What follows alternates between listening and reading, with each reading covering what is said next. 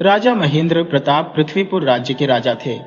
एक दिन जब वे अपने राज्य सिंहासन पर विराजमान थे, तभी दूर देश के किसी राजा का एक दूत उनके दरबार में आया, लेकिन वह कुछ बोला नहीं, बस चुपचाप जमीन पर सफेद खड़िया से राजा के सिंहासन के चारों ओर एक घेरा बना दिया और एक किनारे खड़ा हो गया। यह देखकर राजा सोच में पड़ गए। उन्होंने उस दूत से पूछा, इसका क्या अर्थ है? लेकिन दूत ने कोई जवाब नहीं दिया, बस चुपचाप खड़ा रहा। राजा को चिंता हुई।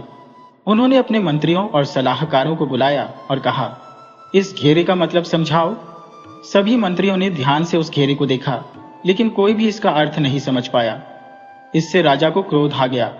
वे जोर से बोले, क्या मेरे राज्य में एक भी ऐसा व्यक्ति नहीं है जो इस घेरे का रहस्य समझ सके? गुस्से में आकर उन्होंने आदेश दिया कि राज्य के सभी बुद्धिमान लोगों को बुलाया जाए ताकि वे इस पहेली को हल कर सकें। उन्होंने यह भी कहा कि अगर कोई भी इसका सही उत्तर नहीं दे सका तो उसे सजा दी जाएगी। राजा के मंत्री तुरंत बुद्धिमान लोगों की तलाश में निकल पड़े।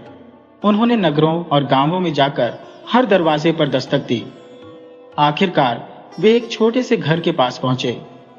जब उन्होंने अंदर झांका तो घर खाली मिला, वहां कोई नहीं था।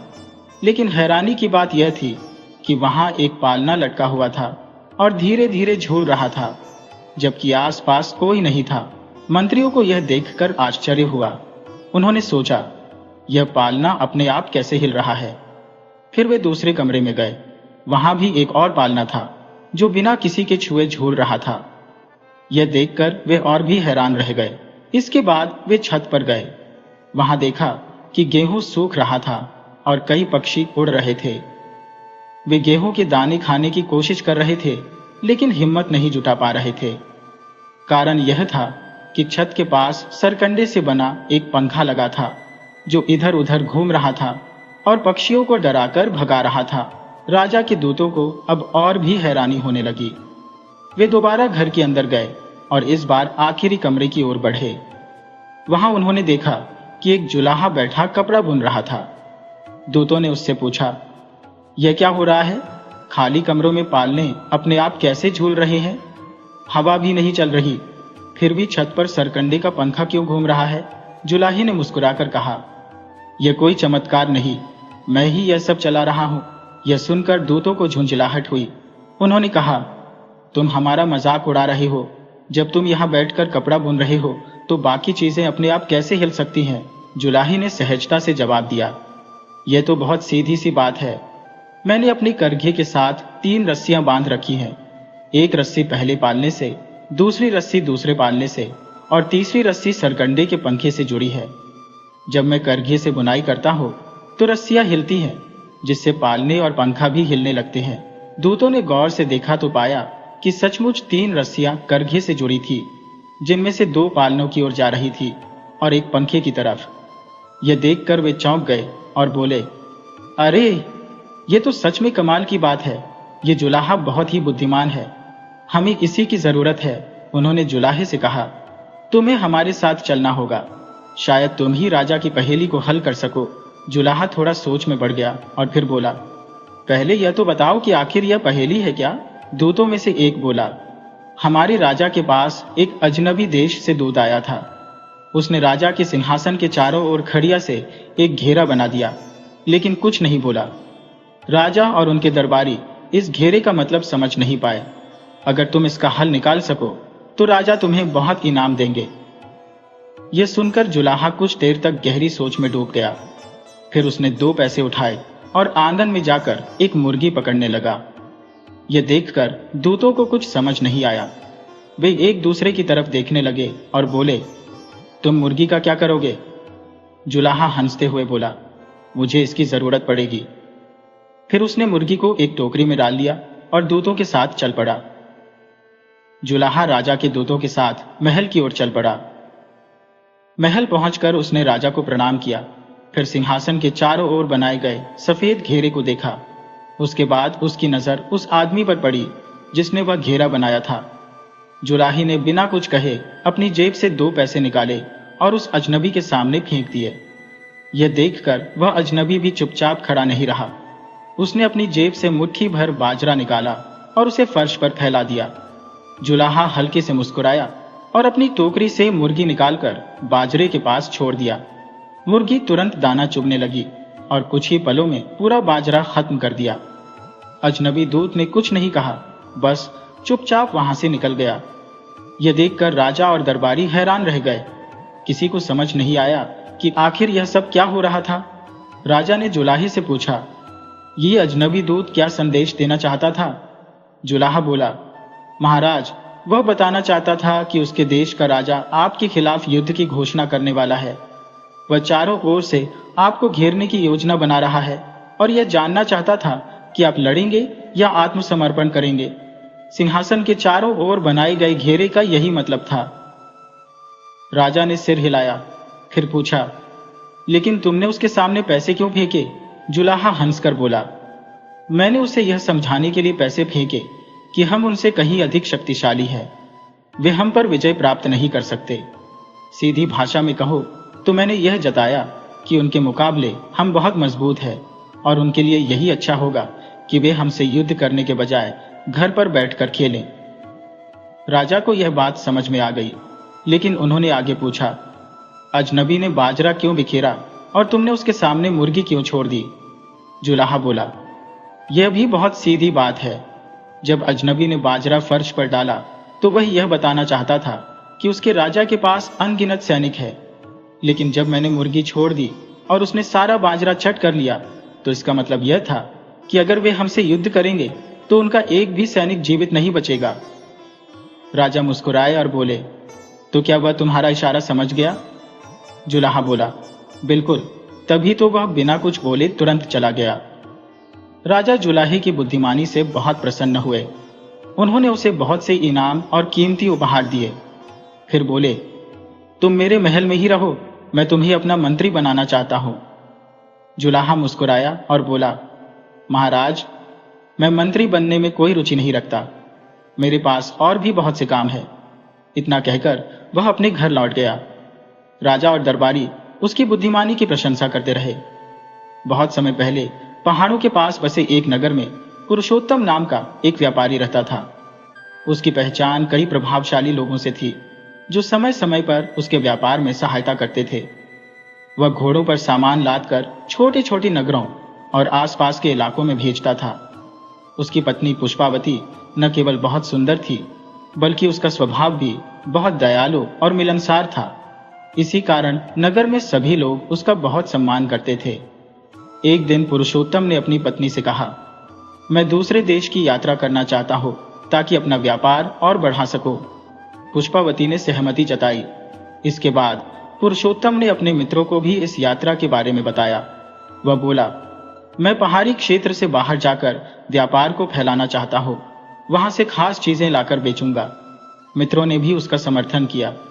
व्यापारी ने अपने व्यापार की देखरेख का जिम्मा अपने सबसे भरोसेमंद मित्र सुलोचन को सौंप दिया और कहा, तुम कारोबार संभालना और जो भी मुनाफा हो वह मेरी पत्नी को दे देना। हिसाब किताब सही रखना। सुलोचन ने हामी भर दी।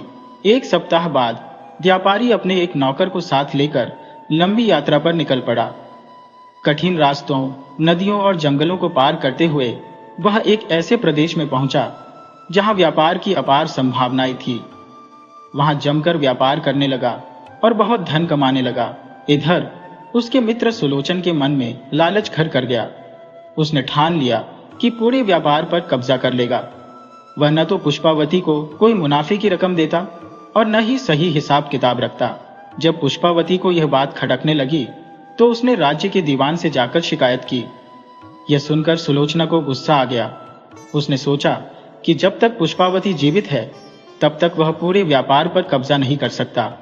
इसलिए उसने उसे रास्ते से हटाने की योजना बना ली। सुलोचन ने अपने एक भरोसेमंद नौकर को बुलाया और कहा, जब पुष्पावती रोज सुबह मंदिर जाती है तो उसे रास्ते में रोककर नदी में धक्का दे देना। नौकर सही मौके की तलाश में था। जैसे ही पुष्पावती मंदिर से लौटकर घाट पर सूर्य को अर्घ्य देने लगी, उसने पीछे से आकर उसे जोर से धक्का दे दिया। पुष्पावती चीखते हुए नदी में गिर पड़ी और तेज धाराओं में बहने लगी। संयोग से पास ही एक मांझी अपनी नाव बांध रहा था। उसने देखा कि एक महिला डूब रही है। पुष्पावती पानी में डूबने ही वाली थी कि मांझी ने झट से छलांग लगा दी, उसके बाल पकड़कर ऊपर खींचा और नाव में ले आया। पानी में डूबने से पुष्पावती बेहोश हो चुकी थी। उसका शरीर ठंडा पड़ गया था और सांसें रुकने लगी थी। मांझी ने सोचा कि इसे जल्द से जल्द अपने घर ले जाकर बचाना होगा, लेकिन जब उसने उसके गहने देखे तो समझ गया कि यह किसी अमीर परिवार की महिला है। वह नाव को तेजी से अपने गांव की ओर ले जाने लगा। गांव के किनारे पहुंचते ही मांझी ने नाव को बांधा और पुष्पावती को अपनी झोपड़ी में ले गया। उसने उसे बिस्तर पर लेटाया। तभी उसकी पत्नी अंदर आई और घबराकर बोली, ये कौन है? तुम किसी की लाश उठा लाए हो क्या? मांझी ने गंभीरता से कहा, नहीं, मैंने इसे नदी में डूबते हुए देखा था। सिर्फ इसके बाल दिख रहे थे। बड़ी मुश्किल से इसे बाहर निकाला है। शायद इसके फेफड़ों में पानी भर गया है। दोनों ने मिलकर उसके शरीर से पानी निकालने की कोशिश की। उनकी मेहनत रंग लाई और कुछ ही देर में पुष्पावती ने आंखें खोल दी। उसके शरीर को गर्म रखने के लिए उन्होंने आग जलाई। मांझी की बस्ती में यह खबर फैल गई कि एक डूबती हुई महिला को बचाया गया है। कुछ दिनों बाद पुष्पावती पूरी तरह ठीक हो गई। उसने मांझी और उसकी पत्नी को अपनी पूरी कहानी सुनाई, कैसे उसके पति के मित्र ने साजिश करके उसे मरवाने की कोशिश की। यह सुनकर मांझी की पत्नी बोली, बेटी, जब तक तुम्हारे पति लौट कर नहीं आते तुम्हें यहीं रहना चाहिए। नगर में तुम्हारा जाना सुरक्षित नहीं है। पुष्पावती ने उनकी बात मानी और वहीं रहने लगी। वह उनके आभार स्वरूप घर के कामों में मदद करने लगी। कभी नाव की मरम्मत करवाती, कभी रसोई में हाथ बटाती और कभी चक्की पर गेहूं पीसती। एक दिन जब वह झोपड़ी के बाहर सफाई कर रही थी, तभी गांव का सरदार वहां से गुजरा। उसने पुष्पावती को देखा और रुका। उसने कहा, तुम इस गांव की तो नहीं लगती? पुष्पावती ने सिर झुकाकर कहा, हाँ, मैं किसी दूसरी जगह से आई हूं। सरदार ने आगे पूछा, क्या तुम मांझी की पत्नी हो? नहीं, पुष्पावती ने जवाब दिया। सरदार ने अचानक उसका हाथ पकड़ लिया और बोला, तो फिर तुम मेरी रानी बनोगी। और वह उसे अपने साथ ले जाने लगा। मांझी की पत्नी घबराते हुए बाहर आई और सरदार के पास जाकर बोली, सरदार, इसे छोड़ दीजिए, यह एक नेक औरत है। सरदार हंसते हुए बोला, इसीलिए तो इसे ले जा रहा हूं। यह कहकर वह पुष्पावती को घोड़े पर बैठाकर वहां से चला गया। सरदार का घर एक छोटी पहाड़ी पर बना था। उसने पुष्पावती को आंगन में बनी एक कोठरी में बंद कर दिया और बाहर से कड़ी जंजीर डाल दी। फिर बोला, कल ही तुमसे ब्याह करूंगा और अपनी रानी बनाकर रखूंगा। यह कहकर वह अपने मकान के अंदर चला गया। कोठरी के अंदर पुष्पावती रोती रही, लेकिन उसकी मदद के लिए वहां कोई नहीं था। शाम के समय सरदार की एक सेविका मोटे अनाज की खिचड़ी लेकर आई। पुष्पावती को एक तरकीब सूझी। उसने विनती करते हुए कहा, बहन, बहुत प्यास लगी है, क्या थोड़ा पानी ला दोगी? सेविका पानी लेने के लिए जैसे ही दूसरी ओर गई, पुष्पावती ने बिना देर किए वहां से भागने का रास्ता तलाशा। वह चुपचाप आंगन से बाहर निकली और पेड़ों की आड़ लेकर पहाड़ी से नीचे उतरने लगी। उसका दिल जोरों से धड़क रहा था कि कहीं सरदार उसे पकड़ न ले। इधर उसका पति पुरुषोत्तम दूसरे प्रदेश में था और अपनी पत्नी के लिए आभूषण खरीद रहा था। उधर पुष्पावती भागते भागते एक मंदिर पहुंची। पूरी रात वहीं बिताने के बाद वह आगे बढ़ी। न कोई ठिकाना था, न कोई सहारा। तभी उसे कुछ आवाजें सुनाई दी। उसने देखा कि दूर से कुछ लोग आ रहे थे। वह हिम्मत जुटाकर उनके पास गई। उनमें से एक आदमी घोड़ा लेकर जा रहा था। उसने पुष्पावती को देखा और पूछा, कहाँ जाना है? पुष्पावती बोली, इस जंगल से बाहर, किसी गांव या किसी बस्ती में। वह आदमी बोला, मैं उद्योग नगर जा रहा हूं, वहां पहुंचते पहुंचते शाम हो जाएगी। पुष्पावती ने कहा, कोई बात नहीं। आदमी ने संकोच से पूछा, क्या तुम मुझ पर भरोसा कर सकती हो? पुष्पावती मुस्कुराकर बोली, क्यों नहीं, तुम अच्छे इंसान लगते हो। आदमी बोला, तुम भी भली औरत लगती हो, मगर बहुत दुखी दिख रही हो। इसके बाद उसने पुष्पावती को घोड़े पर बैठा लिया। कुछ दूर जाकर वह एक छायादार पेड़ के नीचे रुका। उसने अपने थैले से बाजरे की सूखी रोटियां निकाली और कहा, बहन, मेरे पास बस यही रोटियां है, मैं तो यही खाता हूं। तुम्हें भूख लगी हो तो खा लो। भूखी पुष्पावती के लिए वे सूखी रोटियां भी किसी दावत से कम नहीं थी। उसमें स्वाद भी था और पेट भरने की तसल्ली भी। रोटी खाकर पुष्पावती ने तृप्ति की सांस ली और बोली, भैया, मैं उद्योग नगर पहुंचकर किसी धर्मशाला में ठहर जाऊंगी। वहां साधु संत रहते हैं, वे मुझे शरण दे देंगे। आदमी ने सिर हिलाया और दोनों आगे की यात्रा के लिए चल पड़े। दूसरे राज्य में गया हुआ पुष्पावती का पति अब लौटने की तैयारी कर रहा था। वह बहुत बेचैन था, जल्दी से जल्दी अपनी पत्नी से मिलना चाहता था। उसने सोने की मुद्राओं को एक थैली में रखा और अपने नौकर के साथ घर की ओर निकल पड़ा। उधर जिस व्यक्ति ने पुष्पावती की मदद की थी, उसने उसे मठ में पहुंचा दिया, जहां साधु संत और सन्यासिनी रहते थे। मठ में पहुंचने पर एक सन्यासिनी ने पुष्पावती को वहां के नियम कायदे समझाए, जो हर रहने वाले के लिए जरूरी थे। पुष्पावती को यह शांत वातावरण बहुत अच्छा लगा। चारों ओर हरे भरे पेड़ थे, फूलों से महकते बगीचे थे और पक्षियों की चहचहाहट से मन को सुकून मिलता था। अब पुष्पावती ने मठ को ही अपना ठिकाना बना लिया था। इधर उसका पति पुरुषोत्तम लंबी यात्रा के बाद जब अपने नगर पहुंचा तो उसे वहां सब बदला हुआ लगा। उसका घर किसी और के कब्जे में था, नौकर चाकर भी बदल चुके थे और उसका कारोबार किसी और के हाथ में चला गया था। पुरुषोत्तम को कुछ भी समझ नहीं आया। उसे सबसे ज्यादा चिंता अपनी पत्नी पुष्पावती की थी। वह कहाँ होगी, कैसी होगी, क्या सुरक्षित होगी। उसने कुछ सोने की मुद्राओं से एक नया घर खरीदा और अपने साथ लाए नौकर को उसमें रख दिया ताकि वह घर की देखभाल कर सके। इसके बाद वह अपनी पत्नी की तलाश में निकल पड़ा। उसने पड़ोसियों, रिश्तेदारों और दोस्तों से पूछा तो पता चला कि पुष्पावती आखिरी बार देवी के मंदिर गई थी, लेकिन उसके बाद वह लौट कर नहीं आई। पुरुषोत्तम देवी मंदिर पहुंचा और पुजारी से पूछा। पुजारी ने कहा, पिछले 8 महीने से तुम्हारी पत्नी यहां नहीं आई, लेकिन मेरा मन कहता है कि वह जीवित है। उत्तर दिशा में जाओ, शायद वहां तुम्हें कोई सुराग मिले। पुरुषोत्तम घाटी से बाहर निकलकर स्थानीय लोगों से पूछताछ करने लगा कि क्या किसी अजनबी औरत को यहाँ आते देखा गया है, लेकिन किसी को कुछ नहीं पता था। इसी दौरान उसका नौकर एक पुराने सेवक से मिला जो उसके मित्र के घर पर काम करता था। वह सेवक घबराया हुआ था और पछतावे में जल रहा था। उसने बताया कि पुष्पावती को नदी में धक्का देने का आदेश उसी के मालिक ने दिया था। उसने कहा, मैं बहुत बड़ा अपराध कर चुका हूं। लालच के अंधेपन में मैंने एक निर्दोष स्त्री को मरने के लिए छोड़ दिया। अब यही पछतावा मुझे भीतर से खा रहा है। इधर पुरुषोत्तम ढूंढते ढूंढते उद्योग नगर पहुंच गया।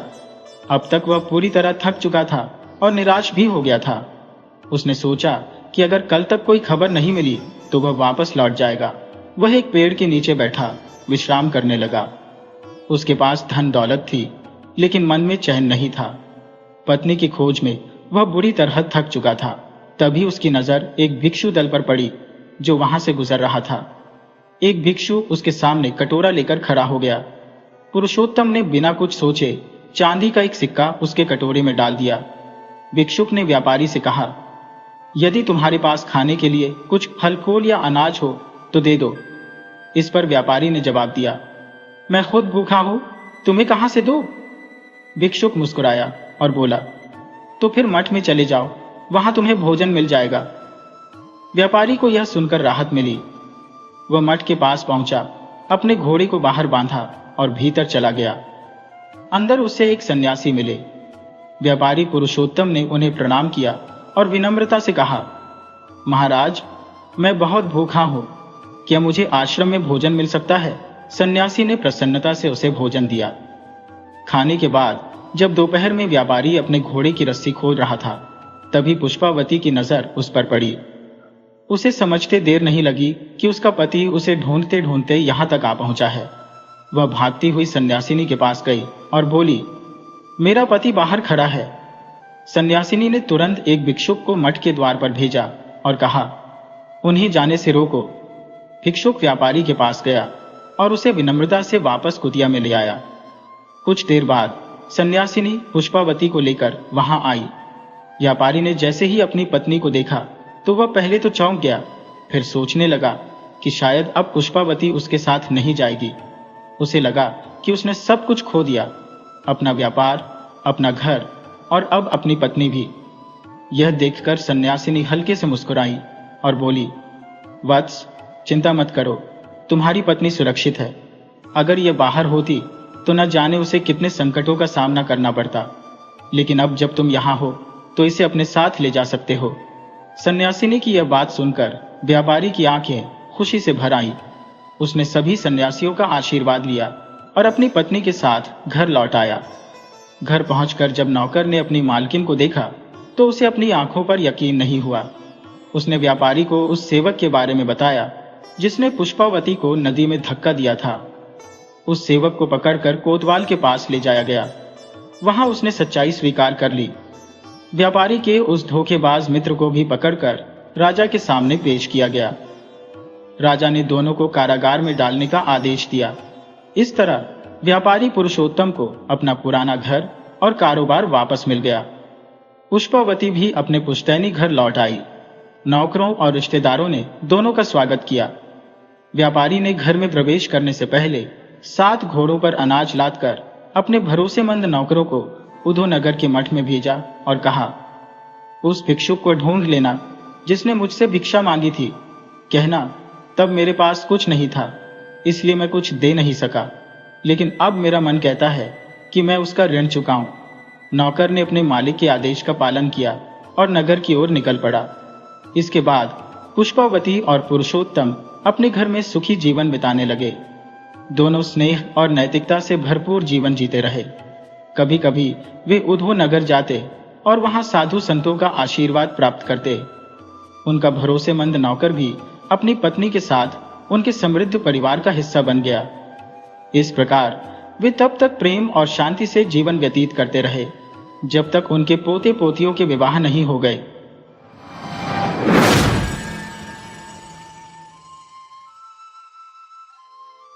बहुत पहले की बात है। एक बहुत धनवान सेठ था। उसके घर में किसी चीज की कमी नहीं थी। उसका कारोबार बहुत सफलतापूर्वक चल रहा था। उसकी एक दुकान थी जो दिन दूनी रात चौगुनी तरक्की कर रही थी। सेठ के 3 पुत्र थे। सेठ ने उन्हें बेहतरीन शिक्षा दी, लेकिन जैसे जैसे समय बीतता गया सेठ की उम्र भी बढ़ने लगी। सेठ को महसूस होने लगा कि उसका अंत समय निकट आ गया है। उसने अपने बेटों की चिंता करना शुरू कर दिया, क्योंकि हर माता पिता की तरह वह भी चिंतित था कि उसके बच्चे सक्षम होंगे या नहीं। सेठ ने अपने तीनों बेटों को अपने पास बुलाया और कहा, बेटा, मुझ में अब काम करने की शक्ति नहीं है। मैं चाहता हूं कि यह कारोबार तुम्हारे हवाले कर दो, क्योंकि मेरा समय अब निकट है और मुझे प्रभुधाम के लिए प्रस्थान करना होगा। लेकिन इससे पहले मैं यह देखना चाहता हूं कि तुम में से कौन इसके योग्य है। जो भी मुझे सबसे अधिक योग्य लगेगा उसे ही मैं अपना व्यापार सौंपूंगा। तीनों बेटों ने कहा, ठीक है पिताजी। सेठ ने उन्हें 100 रुपये दिए और कहा, इसमें मुनाफा कमाकर लाओ। जब तुम मुनाफा कमाकर लाओगे तो मुझे समझ आएगा कि तुम में कितनी बुद्धि है और व्यापार चलाने की क्षमता है। तीनों बेटे 100 रुपये लेकर नगर की ओर निकल पड़े। नगर पहुंचने पर उन्होंने वस्त्र खरीदे। 2 बड़े बेटे जो अधिक चतुर थे 100 रुपये के वस्त्र खरीदकर गांव में 200 रुपये में बेच आए और पिताजी को 200 रुपये सौंप दिए। लेकिन तीसरा बेटा जो बहुत भोला था 100 रुपये लेकर निकला और वस्त्र तो खरीदे, पर वह बहुत भोला था। वह पैदल ही गांव की ओर लौट रहा था। गर्मी का समय था और रास्ते में एक जंगल पड़ता था। जंगल में चलते चलते थक गया और एक पीपल के पेड़ के नीचे आराम करने बैठ गया। थोड़ी देर में उसने देखा कि हवा चल रही है। पीपल का पेड़ हिल रहा था। भोलेपन में उसे लगा कि पीपल को ठंड लग रही है। उसने जो वस्त्र खरीदा था वह पीपल के चारों तरफ लपेट दिया और बोला, पीपल भाई, मैंने तुम्हें यह वस्त्र उधार में दिया है। 1 महीने के बाद मैं अपने पैसे लेने आऊंगा। अब मैं घर जा रहा हूं। जब तीसरा बेटा सेठ के घर आया तो घर वालों ने पूछा, भैया, तुम कितना कमा कर लाए हो? उसने सारी बात बताई कि उसने अपना पैसा उधार में दे दिया है। पीपल को ठंड लग रही थी, इसलिए उसे कपड़ा उधार दिया। 1 महीने बाद मैं पीपल से पैसे लेने जाऊंगा। यह सुनकर घर वालों ने पहले तो उसका मजाक उड़ाया और फिर गुस्से से उसे भला बुरा कहने लगे। उसे बेवकूफ, नकारा और निकम्मा कहने लगे। पर सेठ को अपने तीसरे बेटे की चिंता थी। वह सोचता था, मेरा बेटा बहुत भोला है, इस संसार में कैसे अपना जीवन यापन करेगा। लेकिन वह उसके भोलेपन से खुश भी था कि उसके अंदर कोई छल कपट नहीं था। इसलिए सेठ उसकी परीक्षा ले रहा था। वह जानता था कि दोनों बड़े भाई चतुर हैं और किसी न किसी तरह मुनाफा कमा लेंगे। लेकिन उसका तीसरा बेटा अगर ऐसा ही रहा तो लोग उसे जीने नहीं देंगे। इसीलिए सेठ बार बार उसकी परीक्षा ले रहा था। अब धीरे धीरे महीना बीत गया। जब वह महीना बीत गया तो वह पीपल के वृक्ष के पास गया और बोला, हे पीपल, मैंने तुमसे 1 महीने की उधारी का वादा किया था जो आज पूरा हो गया है। अब तुम मेरा हिसाब कर दो। यह सुनकर पीपल हिलने लगा। तभी उसने देखा कि वहां एक खड्डा दिखाई दिया। उसने उस खड्डे को थोड़ा और खोदना शुरू कर दिया और यह देखकर हैरान रह गया कि उसमें सोने की ईंटें छुपी थी। उसने 4 सोने की ईंटें वहां से निकाली और अपने घर वालों के पास जाकर कहा, देखो, पीपल ने मेरी उधारी चुका दी है। घर वाले यह देखकर बेहद खुश हुए और ईंटों को संभालकर अंदर रख दिया। सेठ ने सोचा कि इस बार तो इसके भाग्य ने साथ दे दिया है। यह कोई चमत्कार ही है जो इसे सोने की ईंटें मिल गई, क्योंकि मेरा बेटा चोरी तो नहीं कर सकता। सेठ ने मन में सोचा, शायद पीपल देवता इसके भोलेपन से प्रभावित होकर प्रसन्न हो गए हैं, क्योंकि पीपल पर देवताओं का वास होता है। इस विचार के साथ सेठ ने सोचा कि एक और परीक्षा ली जाए। उसने फिर से तीनों बेटों को 100 रुपए दिए और कहा, जाओ और मुनाफा कमा कर लाओ। दोनों बड़े बेटे पिछली बार की तरह शहर गए और 100 रुपए का कपड़ा खरीदकर 200 रुपए में बेच दिया और 200 रुपए पिताजी को दे दिए। लेकिन तीसरा बेटा, जो बड़ा भोला था, रास्ते में जा रहा था। तभी उसने एक जोगी को देखा जिसके हाथ में एक सांप था। भोले ने जोगी से पूछा, यह तेरे पास क्या है भाई? जोगी ने कहा, भाई, यह सांप है। भोले बेटे ने जोगी से कहा, यह 100 रुपये ले लो और मुझे यह सांप दे दो। जोगी को और क्या चाहिए था, उसने 100 रुपए में सांप बेच दिया। भोला सांप खरीदकर घर आ गया। घर पहुंचते ही जब परिवार वालों ने पूछा, क्या लाए हो, तो उसने सांप निकालकर दिखा दिया। अब तो घर के लोग सांप देखकर चिल्लाने लगे, डरने लगे और उसे भला बुरा कहने लगे। उसकी भाभियां और पड़ोसी भी उल्टा सीधा कहने लगे कि वह खुद तो मरेगा ही, हमें भी मरवाएगा। वे सब कहने लगे कि सांप किसी न किसी को डस लेगा। भोला बेचारा बहुत अपमानित हुआ। भोले की पत्नी, जो बड़ी दयालु और सीधी सादी थी, ने कहा, स्वामी, चलो अब गांव छोड़ देते हैं, क्योंकि यहाँ कोई भी आपको पसंद नहीं करता। भोले को अपनी पत्नी की बात सही लगी और वह सांप, गाय और बछड़ा लेकर चल दिया। साथ में वह थोड़ा बहुत दहेज का सामान भी ले आया। वे दोनों गांव से निकल पड़े। कुछ दूर चलने के बाद वे एक गांव पहुंचे जहां एक बूढ़ी विधवा महिला अकेले रहती थी। भोले ने उस महिला को अपना परिचय दिया और कहा, हम थक गए हैं, हमें यहाँ थोड़ी देर रुकने की अनुमति दें। बूढ़ी महिला ने उन्हें सहर्ष अपने घर में आश्रय दिया। उसने देखा कि उनके साथ एक गाय भी थी। उसी दिन से गाय के दूध में 250 ग्राम की वृद्धि हो गई। अब गाय 1.25 किलो दूध देने लगी। आधा किलो दूध भोला और उसकी पत्नी पीते और आधा किलो दूध सांप और बछड़ा पीते। जो 250 ग्राम दूध बचता वह महिला पीने लगी, क्योंकि उसकी अपनी गाय अब दूध नहीं दे रही थी। बूढ़ी महिला बोली, मेरा इस दुनिया में कोई नहीं है, इसलिए तुम्हें यहाँ से जाने की कोई जरूरत नहीं है, मेरे ही घर में रहो। भोला और उसकी पत्नी ने उसकी बात मान ली और उसके घर में रहने लगे। भोला को रहते रहते 12 महीने बीत गए। एक दिन सांप ने भोले से कहा, हे भोले, तूने मेरी बड़ी सेवा की है। आज 12 महीने हो गए हैं, अब तेरा कर्ज उतारने की बारी आ गई है। मैं तुझे तुम्हारे विश्वास का प्रतिफल देने के लिए तैयार हूं। मुझे अब मेरे घर छोड़ दे। ये सुनकर भोला डरने लगा कि कहीं सांप उसे काट ना ले। भोला थोड़ा चिंतित था और कहने लगा, सांप भाई, अगर मैं तुम्हें तुम्हारे घर छोड़ने चला जाऊं तो तुम मुझे काटोगे तो नहीं? सांप ने बड़ी गंभीरता से वादा किया और बोला, मैं तुझे नहीं काटूंगा। तूने तो मुझे पाल पोस कर बड़ा किया है, दूध पिलाया है, मेरी जान बचाई है, मैं तुझे कैसे काट सकता हूं? भोला ने एक घड़ा लिया, उसमें सांप को रखकर ढक्कन बंद किया और उसे सिर पर रखकर चल पड़ा। रास्ते में उसे एक चूहा मिला। चूही ने पूछा, सेठ जी, कहां जा रहे हो?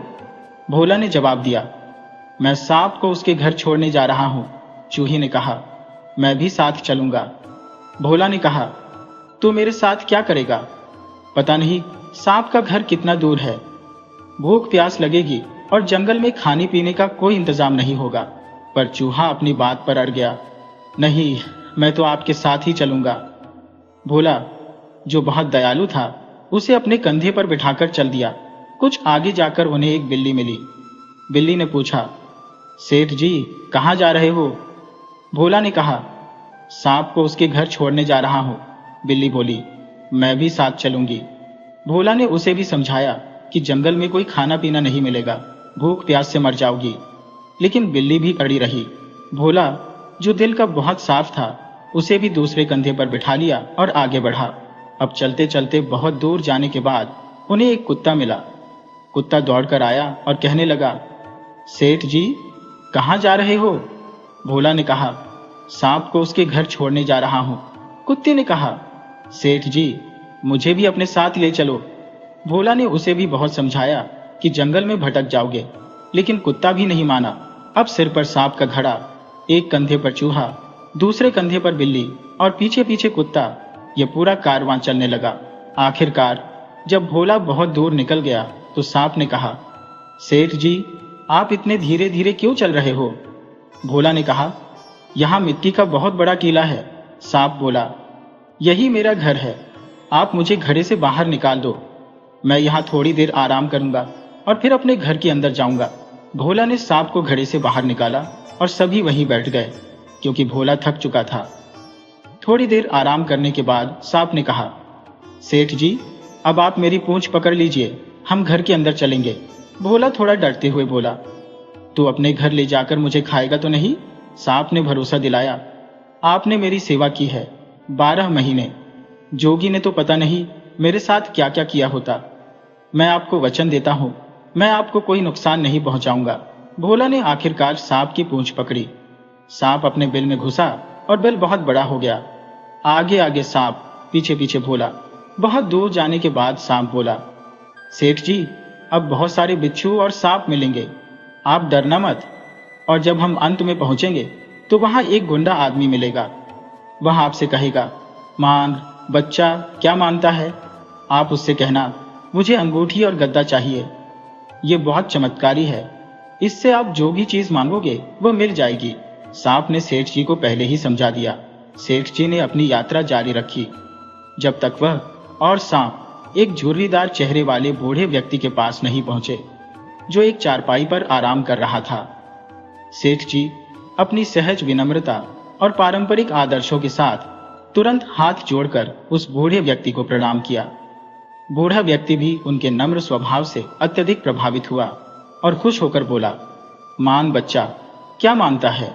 सेठ जी ने थोड़ी संकोच के बाद कहा, अगर देना है तो कृपया मुझे एक जादुई अंगूठी और गद्दा दे दीजिए।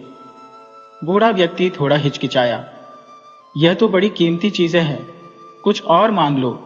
लेकिन सेठ जी ने अपनी मांग पर अटल रहते हुए कहा, मुझे तो सिर्फ गद्दा और अंगूठी ही चाहिए। बूढ़े व्यक्ति ने आखिरकार अपनी सहमति दी, हमने वचन दिया है तो आपको यह वस्तुएं अवश्य मिलेंगी।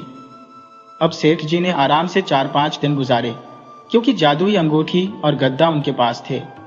उन वस्तुओं की अद्भुत विशेषता यह थी कि जो भी चाहो वह हाजिर हो जाए। सेठ जी ने पकवानों की भरमार मंगा ली और वे बड़े मजे से खा रहे थे। एक एक दिन ऐसे ही गुजर गए। अचानक सेठ जी को अपने साथ चल रहे चूहे, बिल्ली और कुत्ते की याद आई। वे विचारमग्न हो गए और बोले, सांप भाई मुझे बाहर जाने दो, मैं यहाँ आराम से पकवान खा रहा हूँ, जबकि बाहर मेरे साथी भूख से बेहाल होंगे। सांप को उनकी चिंता उचित लगी और उसने सेठ जी को अपने घर के बाहर छोड़ दिया। सेठ जी को देखते ही चूहा, बिल्ली और कुत्ता बोले, सेठ जी आप कहाँ चले गए थे? हम तो भूख प्यास से अधमरे हो गए हैं। सेठ जी ने कहा, अब चिंता की कोई बात नहीं है, अब मैं आ गया हूँ। फिर सेठ जी ने अपनी जेब से जादुई अंगूठी और गद्दा निकाला और बोले, अगर सच्चाई है तो यहाँ एक खंभे पर महल बन जाए और 5 पकवान और ठंडा जला जाए। ये कहते ही वहां एक खंभे पर शानदार महल खड़ा हो गया और पकवानों की थालियां सामने आ गईं। सेठ जी, कुत्ता, बिल्ली और चूहे ने भरपेट भोजन किया और रात को उसी महल में आराम से सो गए। सुबह हुई तो उस क्षेत्र का राजा, जो पास के नगर में विचरण कर रहा था, उस अद्भुत महल को देखकर चकित रह गया। एक खंभे पर महल कैसे बन सकता है? ये सोचते हुए उसने आवाज लगाई, कोई है इस महल के अंदर? तो नीचे आओ। सेठ जी ने राजा की आवाज सुनी और नीचे आए। राजा ने कहा, मैं इस नगर का राजा हूं। सेठ जी ने विनम्रता से अपना परिचय दिया। राजा बोला, तुम तो बड़े ही सरल स्वभाव के इंसान हो और मुझे अपनी कन्या के लिए ऐसे ही व्यक्ति की तलाश थी। मैं अपनी पुत्री का विवाह तुमसे करना चाहता हूं। सेठ जी ने बहुत मना किया कि वे विवाह नहीं करना चाहते, लेकिन राजा अपनी जिद पर अड़ा रहा। अंततः उसने अपनी पुत्री का विवाह सेठ जी के साथ कर दिया। राजकुमारी के साथ साथ सेठ जी को बहुत सा धन, दास दासियां भी विदा की गईं। सेठ जी अपनी नवविवाहिता पत्नी के साथ उसी एक खंभे वाले महल में लौट आए। अपनी सरल स्वभाव के चलते सेठ जी ने अपनी नई पत्नी को यह रहस्य भी बता दिया कि कैसे जादुई गद्दा और अंगूठी के कारण वह इतना वैभवशाली जीवन जी रही है। मगर राजकुमारी की एक दासी ने यह सारी बातें सुन ली और समझ गई कि सेठ जी का यह वैभव इसी जादुई गद्दे और अंगूठी की वजह से है। रात होते ही जब सेठ जी और राजकुमारी सो गए, वह चालाक दासी चोरी छिपे उनके कमरे में आई और जादुई अंगूठी और गद्दा चुराकर भाग गई। जैसे ही दासी ने जादुई अंगूठी और गद्दा चुराया, वह महल तुरंत ध्वस्त हो गया। अब राजा की बेटी भी सेठ जी पर नाराज हो गई और अपने पिता के पास महल लौट गई। इधर सेठ जी और उनके साथी कुत्ता, बिल्ली और चूहा भूख और प्यास से तड़पने लगे। ठंडी रात में वे बेचारे कांप रहे थे, जैसे ठंड का कहर उन पर बरप रहा हो। उन तीनों ने सोचा, सेठ जी कितने भोले और नेक दिल हैं। वे किसी का दुख नहीं देख सकते, किसी को भूखा प्यासा नहीं छोड़ सकते। हमें उनकी मदद करनी चाहिए। उन्होंने एक योजना बनाई। कुत्ते, बिल्ली और चूहे ने सेठ जी को बताया, हम जादुई अंगूठी और गद्दा वापस लाने जा रहे हैं, आप यहीं प्रतीक्षा करें। फिर वे दासी के घर की ओर बढ़े। चूहा बिल खोदकर घर के अंदर घुस गया, बिल्ली दीवार पर चढ़कर बैठ गई और कुत्ता बाहर पहरा देने लगा। चूहे ने अपनी पूंछ में मिर्ची पाउडर भर लिया और दासी के पास पहुंचा, जो गहरी नींद में थी। उसने मिर्ची पाउडर को दासी की नाक में डाल दिया। इससे दासी की खांसने की आवाज गूंजने लगी और इसी मौके का फायदा उठाकर चूहे ने तकिए के नीचे से अंगूठी और गद्दा निकाल लिया और उन्हें बिल्ली को दे दिया। बिल्ली ने उसे कुत्ते को सौंप दिया। तीनों फिर से सेठ जी के पास लौट आए। सेठ जी ने अंगूठी और गद्दा हाथ में लेकर कहा, यह अंगूठी और गद्दा वाकई चमत्कारी है। यदि यह किसी बुरे इंसान के हाथ में पड़ जाए तो इसका दुरुपयोग हो सकता है। हमें इन्हें सुरक्षित रखना चाहिए। इसके बाद सेठ जी ने कहा, अंगूठी और गद्दा, यदि यह सत्य है तो यहाँ फिर से एक खंभे पर महल खड़ा हो जाए और 5 पकवान और ठंडा जला जाए। इतना कहते ही सेठ जी, कुत्ता, बिल्ली और चूहा देख सकते थे कि पकवान की थालियां और महल फिर से उपस्थित हो गए। उन्होंने जी भरकर खाना खाया क्योंकि वे बहुत भूखे थे। रात में वे चारों उसी महल में सो गए। सुबह के समय वही राजा जिसने सेठ जी का विवाह अपनी पुत्री से कराया था, वहां आया। राजा ने देखा कि खंभे पर महल फिर से खड़ा है और आवाज लगाई, सेठ जी बाहर आइए। सेठ जी बाहर आए और राजा ने कहा, मेरी बेटी तो नादान थी जो घर छोड़कर चली गई। उसे ऐसे नहीं जाना चाहिए था। आप उसे विदा कराकर वापस ससुराल ले जाएं, क्योंकि लड़कियां अपने ससुराल में ही अच्छी लगती हैं। सेठ जी ने कहा, हम आपकी बेटी को वापस ले जाएंगे, परंतु दासी को नहीं ले जाएंगे। राजा ने सहमति दी और कहा, ठीक है, सिर्फ मेरी बेटी को ही ले आओ। इसके बाद सेठ जी, कुत्ता, बिल्ली और चूहा राजकुमारी को वापस लाने के लिए गए। राजकुमारी के साथ साथ उन्होंने जादुई अंगूठी और गद्दा भी ले लिया और सभी को वापस ले आए।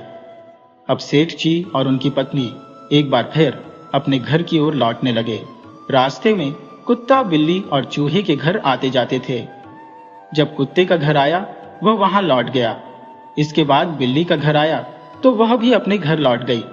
फिर चूहे का घर आया, वह भी वहीं लौट गया। वे तीनों सेठ जी को बहुत सारा धन देकर विदा हुए, क्योंकि सेठ जी उनके अच्छे मित्र थे और दिल के सच्चे इंसान थे। जब सेठ जी और राजकुमारी अपने घर लौटे तो सेठ जी ने अपने परिवार को जादुई अंगूठी और गद्दे की कहानी सुनाई और कहा कि इनका उपयोग सावधानी से करना चाहिए। रात होते होते वे सेठ जी और उनकी पत्नी उस महल में आराम से सो गए और सुबह जब वे उठे तो उनके चेहरे पर संतोष और सुख की मुस्कान थी, जो उन्हें इस यात्रा से प्राप्त हुई थी। हमारे घर के सामने कभी किसी का घर नहीं था और अचानक रातों रात ये महल खड़ा हो गया। ये कैसे हुआ? इसे देखकर कुमारिन बड़ी हैरान हुई। वह सोचने लगी, कौन हो सकता है इस महल में? उत्सुकतावश उसने महल के सामने जाकर आवाज लगाई। इस महल में कौन है? सेठ और उनकी रानी बाहर आए और यह देखकर कुमारिन और उनकी पत्नी चकित रह गईं। उन्होंने सोचा, यह सेठ और नई दुल्हन यहां कैसे? सेठ ने मुस्कुराते हुए उन्हें सारी कहानी सुनाई। उनकी पत्नी और कुमारिन ने मिलकर नई दुल्हन के स्वागत की तैयारियां शुरू कर दी। उन्होंने जितना हो सका नई दुल्हन का भव्य स्वागत किया। परिवार में हर्षोल्लास का माहौल छा गया और सभी खुशी खुशी रहने लगे। समय बीतते ही सेठ जी को अपने गांव की याद सताने लगी। उन्होंने कुमारिन से अनुमति मांगी और हाथी घोड़ों पर सवार होकर अपनी दोनों पत्नियों के साथ गांव की ओर चल दिए। गांव के बुजुर्ग राजा, जो अब वृद्ध हो चुका था, को जब सूचना मिली कि कोई राजा हाथी घोड़ों के साथ आ रहा है, तो उसने सोचा, शायद यह कोई शत्रु राजा है जो हम पर हमला करने आ रहा है। उसने अपने सैनिकों को तैयार किया और उनके साथ उस राजा का सामना करने के लिए निकला। जब वह नजदीक आया तो उसने देखा, अरे यह तो भोला सेठ है। भोला सेठ ने राजा के पास पहुंचकर उसके चरण स्पर्श किए और राजा ने उसे गले लगा लिया। राजा को जब पता चला कि उसका भोला बेटा आने वाला है, तो उसने अपने घर वालों को बुलाया और कहा, आओ देखो, इस बार वह कौन सा चमत्कार करके आया है। ढोल नगाड़ों से स्वागत की तैयारी शुरू हो गई। गांव वाले उत्साह से उसके स्वागत के लिए जमा हो गए। सेठ ने कहा, यह स्वागत आप मेरा नहीं, इस धन का कर रहे हैं। अगर मेरा स्वागत करना होता तो उस दिन करते जब मैं सांप लाया था। उस दिन तो आप सबने मुझे घर से निकाल दिया। घर वालों को अपनी गलती का एहसास हुआ और वे सेठ से माफी मांगने लगे। हमसे गलती हो गई, हमें माफ कर दो। उसी गांव के राजा की कोई संतान नहीं थी। उसने देखा कि भोला सेठ बहुत ही ईमानदार, संस्कारवान और दयालु है। राजा ने निर्णय लिया कि वह भोला सेठ को ही राजा बनाएगा। सेठ, जो अब वृद्धावस्था में था, अपने पुत्र के पास आया और उसे गले लगाया। उसने कहा, हीरे की परख तो जौहरी को ही होती है। मैंने अपने पुत्र को परख किया था, लेकिन मैं इसकी परीक्षा लेना चाहता था। सब लोग इसे मूर्ख समझते थे, पर मैंने देखा कि यह सच्चा हीरा है। इसके बाद सेठ के दोनों भाई भी चुपचाप गर्दन झुकाए खड़े रहे।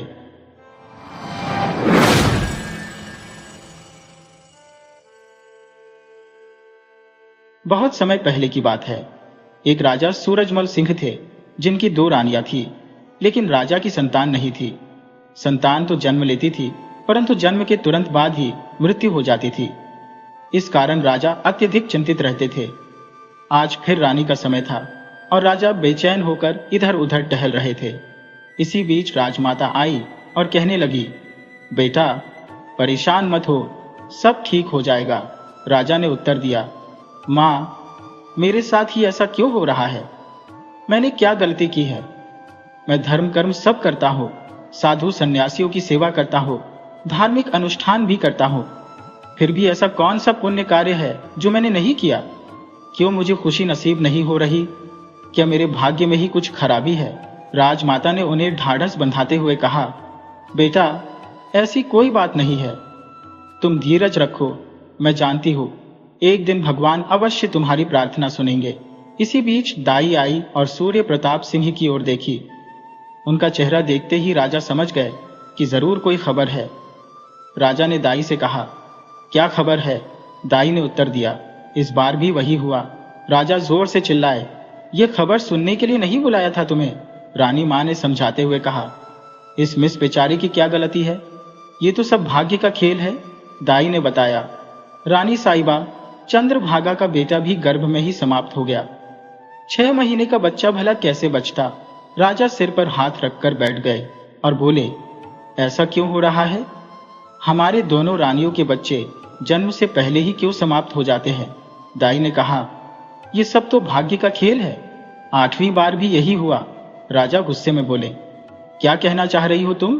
क्या हमारे भाग्य में संतान नहीं है? डरते डरते दाई ने कहा, राज्य साहब, हमें माफ कर दीजिए। मेरा मतलब यह नहीं था। मैं कहना चाह रही थी कि शायद हमारी दोनों रानियों के भाग्य में संतान नहीं है। राजा ने गुस्से में कहा, निकल जाओ यहां से। दाई तुरंत वहां से चली गई। मायूस होकर राजा ने अपनी मां से कहा, मां, अब छोटे लोग भी मुझे यह सब कहने लगे हैं। तुम ही बताओ मैं क्या करूं? राजमाता ने समझाते हुए कहा, तुम नहीं, अब जो करना है वो मैं करूंगी। कल ही कुलगुरु और राजगुरु दोनों को बुलाऊंगी और कोई उपाय पूछूंगी। नीलम तालाब के किनारे एक पत्थर पर बैठी पानी के साथ खेल रही थी। तभी पीछे से कमली आई और बोली, क्यों नीलम, आज फिर चाची से डांट खाई है? नीलम ने गहरी सांस लेते हुए कहा, तुम्हें कैसे पता चला? कमली ने हंसते हुए जवाब दिया, मुझे नहीं पता चलेगा तो किसे पता चलेगा? मैं तुम्हारी बचपन की सखी हूं, तुम्हारी हर आदत जानती हो। जब भी तुम उदास होती हो यहां आ जाती हो। नीलम ने पूछा, और तुम यहां क्यों आई हो? कमली ने जवाब दिया, अरे तुम्हें कुछ समझता ही नहीं है। बेचारी दादी के बारे में तो सोचो। मैं तुम्हें ढूंढते हुए आई हो और उन्हें अपने घर बैठाकर तुम्हें लेने आई हो। नीलम ने कहा, तुम्हें दादी ने भेजा है? कमली ने सिर हिलाते हुए कहा, हाँ, दादी को कैसे भूल सकती हो। चलो नीलम, हम चलते हैं। नीलम बहुत ही साधारण दिखने वाली लड़की थी। नाटा कद, साधारण नाक, परंतु उसकी आंखें बहुत सुंदर थी। नीलम के माता पिता बचपन में ही भगवान के पास चले गए थे। वह चाचा चाची के घर रहती थी, जहां उसे भोज की तरह देखा जाता था। चाचा चाची की ताने उसे नश्तर की तरह चुभते थे। देवी दादी का प्यार ही था जो उसके घावों पर मरहम का काम करता था। नीलम घर पहुंचकर दादी के गले लग गई, पर दादी गुस्से में थी और कहने लगी, कहाँ चली जाती हो कामली? देखो पंडित आए हुए हैं। मैं बात नहीं कर रही हूं, तू बोल दे, इसी के घर चली जा। और चाची, रास्ता देख रही है इसका। नीलम अपनी दादी के गालों पर हाथ रखकर बोली, दादी, मुझसे नाराज हो गई हो? दादी कुछ नहीं बोली। नीलम ने कहा, दादी, मुझसे बात नहीं करोगी तो मैं बहुत दूर चली जाऊंगी, कभी वापस नहीं आऊंगी। दादी उसे गले लगाते हुए बोली, कभी ऐसी बात मत करना। कमली ने हंसते हुए कहा, अरे दादी, एक दिन तो इसे जाना ही है। नीलम ने हंसते हुए कमली के पीछे दौड़ते हुए कहा, कमली की बच्ची, रुक जा। दादी ने पंडिताइन से कहा, मैं एक काम से आई थी। यह नीलम की कुंडली है। पंडित जी को दिखाकर पूछना कि इसके विवाह का योग है या नहीं। चोरी बह लायक हो गई है। इसके चाचा चाची को तो इसकी फिक्र ही नहीं है। कमली की मां ने कहा, अम्मा, तुम परेशान मत हो, मैं रात को ही पिताजी से इसकी कुंडली दिखा दूंगी। रात को पंडित जी ने नीलम की कुंडली देखी। उसे देखकर पंडित जी गहरी चिंता में डूब गए। पंडिताई ने पूछा, क्या हुआ, कब होगी नीलू की शादी? पंडित जी ने थोड़ी देर बाद कहा, बहुत अद्भुत कुंडली है। नीलम की बहुत ही काम होती हैं ऐसी कुंडलियां। सभी शुभ ग्रह अपनी अपनी जगह पर बैठे हैं। राजयोग की कुंडली है। इसका बहुत ही जल्द भाग्य बदलने वाला है। विवाह का प्रबल योग है और बहुत ही जल्द होगा, शायद कुछ ही दिनों में। पंडिताइन बोली, राजीव, वाह, परंतु अभी तो वह नौकरों जैसी जिंदगी जी रही है, अपने चाचा चाची की दया पर निर्भर है। बेचारी, पंडित जी ने कहा, वही तो, इसकी कुंडली में सुख और दुख दोनों समाहित है। पंडिताई ने हैरानी से पूछा, मतलब? पंडित जी बोले, सुख और दुख नदी के दो किनारों जैसे होते हैं जो कभी मिलते नहीं। दुख आता है तो सुख नहीं होता, सुख आता है तो दुख नहीं होता। परंतु नीलम की कुंडली में सुख के साथ साथ दुख भी अपने स्थान पर जमकर बैठे हैं। पंडिताई ने चिंतित होकर पूछा, फिर क्या होगा? पंडित जी ने कहा, इतना परेशान होने की जरूरत नहीं है। ये तो जीवन की सच्चाई है। दुख सुख तो चलता ही रहता है। तुम नीलम की अम्मा को यह खुशखबरी दे दो कि विवाह का प्रबल योग है और घर बैठे रिश्ता आ जाएगा। पंडिताइन खुश हो गई और बोली, मैं कल सुबह ही अम्मा को बता दूंगी। इधर राजमहल में रानी मां ने कुलगुरु और राजगुरु दोनों को बुलाया। कुलगुरु ने कहा, रानी मां, हमने पहले ही बताया था कि दोनों रानियों की कुंडली में कोई दोष नहीं है, उन्हें संतान का योग है। परंतु राजा जी की कुंडली में दोष है। उनके ग्रह विपरीत दिशा में बैठे हैं और रानियों की कुंडली से मेल नहीं खाते, इसलिए संतान होने के योग बनते हैं परंतु संतान प्राप्त नहीं होती। रानी मां ने पूछा, इसका कोई उपाय होगा? कुलगुरु बोले, इसका कोई निश्चित उपाय नहीं है जिससे यह दोष दूर हो जाए। रानी मां निराश होकर बोली, तो क्या हमारा सूरज सूर्य प्रताप सिंह निराश ही रहेगा? राजगुरु ने कहा, बस एक उपाय हो सकता है रानी मां, हम राजा जी का विवाह ऐसी कन्या से करें जिसकी कुंडली में सभी ग्रह सही स्थान पर हो, जिससे दोनों की कुंडलियां मेल खा जाए और राज्य को उत्तराधिकारी मिल सके। रानी मां चौंक कर बोली, एक और विवाह? सूर्य प्रताप सिंह इसके लिए तैयार नहीं होगा। वह तो बड़ी मुश्किल से चंद्रप्रभा से विवाह करने के लिए तैयार हुआ था। गुरु ने कहा, रानी माँ, हमने सभी गणनाएं करके देख ली है, यही एक उपाय है। रानी माँ ने कहा, पहले तो राजा तैयार ही नहीं होगा, और अगर वह तैयार हो गया तो ऐसी लड़की कहाँ ढूंढेंगे। कुलगुरु बोले, मुश्किल तो होगी, पर आप चिंता न करें। मैं राज्य भर के सभी पंडितों को इकट्ठा करके कह दूंगा कि ऐसी कुंडली वाली लड़की किसी की नजर में आए तो तुरंत हमें बताएं। राजमाता ने गहरी सांस लेते हुए कहा, आप उस लड़की को ढूंढिए, राजा को मनाने की जिम्मेदारी मेरी रहेगी। राजमाता ने राजा को अपने कक्ष में बुलवाया। राजा आकर बोले, रानी माँ, आपने बुलाया? रानी माँ बोली, हाँ बेटा, तुमसे बहुत जरूरी बात करनी है। राजा ने कहा, कहिए माँ। रानी माँ ने कहा, पहले वादा करो हमारी बात मानोगे। राजा ने आश्चर्य से पूछा, आप ऐसा क्यों कह रही हैं? हमारी जान भी आप ही के लिए हाजिर है। रानी माँ बोली, परंतु यह बात अलग है, तुम्हें वादा करना होगा। रानी माँ ने कहा, तुम एक और विवाह कर लो। राजा ने कहा, रानी माँ, आप जानती हैं कि मैं और विवाह नहीं करना चाहता। रानी माँ ने समझाया, बेटा, मैंने तुम्हारी कुंडली दिखाई और कुलगुरु का भी यही कहना है कि तुम तीसरा विवाह करोगे तो तुम्हें पुत्र रत्न की प्राप्ति होगी। राजा ने कहा, पर मैं और विवाह नहीं करना चाहता। राजा ने कहा, तो रानी माँ बोली, बेटा, क्या तुम नहीं चाहते कि हमारा वंश आगे बढ़े, हमारे राजघराने को उत्तराधिकारी मिले? राजा ने जवाब दिया, माँ, क्यों नहीं, यह तो हमारी भी इच्छा है कि हमारा बेटा ही हमारे बाद राज्य संभाले। रानी माँ बोली, तो तुम्हें शादी तो करनी ही पड़ेगी, और तुमने मुझसे वादा भी किया था। अंततः राजा ने थक हार कर कहा, ठीक है रानी माँ, आप जैसा कहेंगी मैं वैसा ही करूंगा, और वहां से चले गए।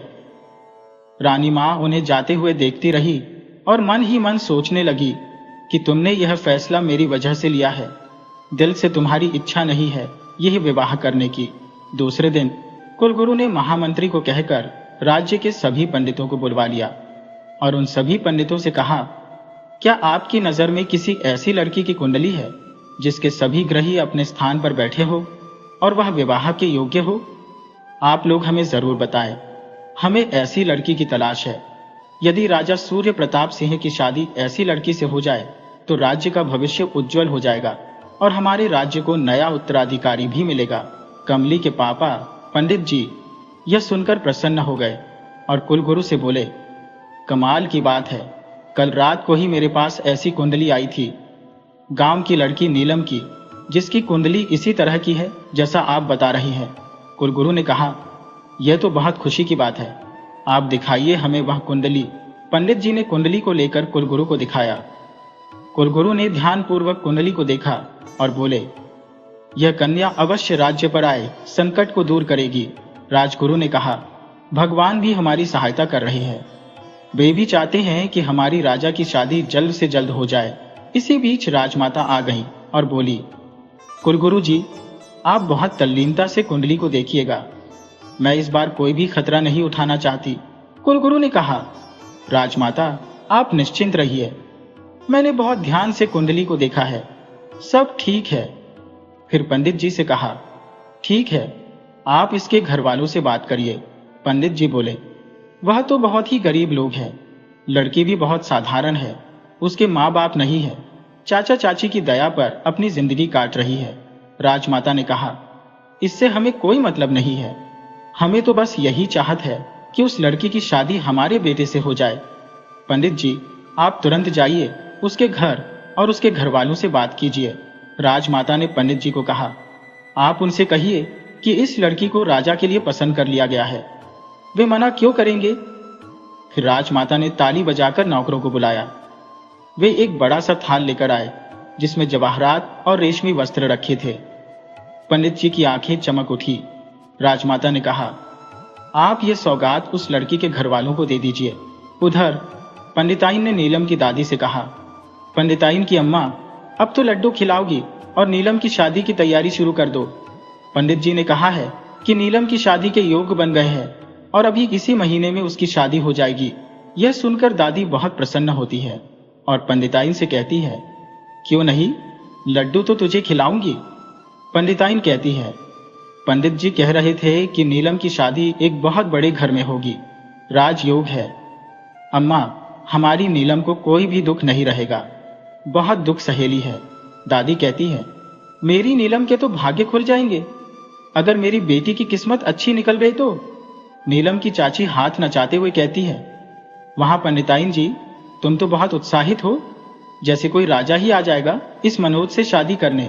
दादी की आंखों में क्रोध की ज्वाला भड़क उठती है। वे कहती है, तुझे क्यों जलन हो रही है? कान खोलकर सुन ले, राजा ही आएगा मेरी नीलम से शादी करने। चाची कहती है, मैं भी तो यही चाह रही हूं अम्मा जी, जल्दी से जल्दी इस काव्या हो जाए और यह मनहूस हमारे घर से जाए। इस बदसूरत से कौन शादी करेगा? मेरी रूपा को देखो, कितनी सुंदर है। नीलम से 2 साल छोटी है और अभी से उसके लिए रिश्ते आ रहे हैं। अम्मा कहती है, बहू जरा ढंग से बोलो, मेरी नीलम में कोई कमी नहीं है। और चाची पल्लू से अपना मुंह दबाकर हंसने लगती है। दादी कहती है, और वह कौन सी तुम्हारी छाती पर बैठकर मूंग डाल रही है? दिन भर तो घर के सारे कामों में लगी रहती है और तब जाकर उसे 2 वक्त की रोटी मिलती है। दरवाजे की ओट में खड़ी नीलम ये सब बातें सुन रही थी। उसकी आंखों में आंसू आ जाते हैं और वह सोचती है, मेरे साथ ही ऐसा क्यों होता है? क्यों मेरे माँ बाप नहीं है? मेरे माँ बाप होते तो मुझे भी कोई प्यार करता। दादी नीलम को रोते हुए देख लेती है और उसके पास जाकर बोलती है, मत रो बेटी, मैं हूं ना तुझे प्यार करने वाली, तू क्यों इतनी बातें सुनती है?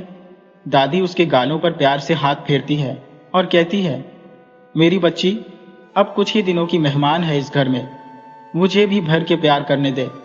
जी भर के, फिर ससुराल चली जाएगी तो कब मौका मिलेगा? नीलम कहती है, नहीं दादी, मुझे ससुराल नहीं जाना, मुझे आपको छोड़कर कहीं नहीं जाना। दादी कहती है, बेटी, ये तो दुनिया की रीत है, एक न एक दिन ससुराल जाना ही पड़ता है। देखना, वहां तुझे इतना प्यार मिलेगा कि तू सब दुख भूल जाएगी।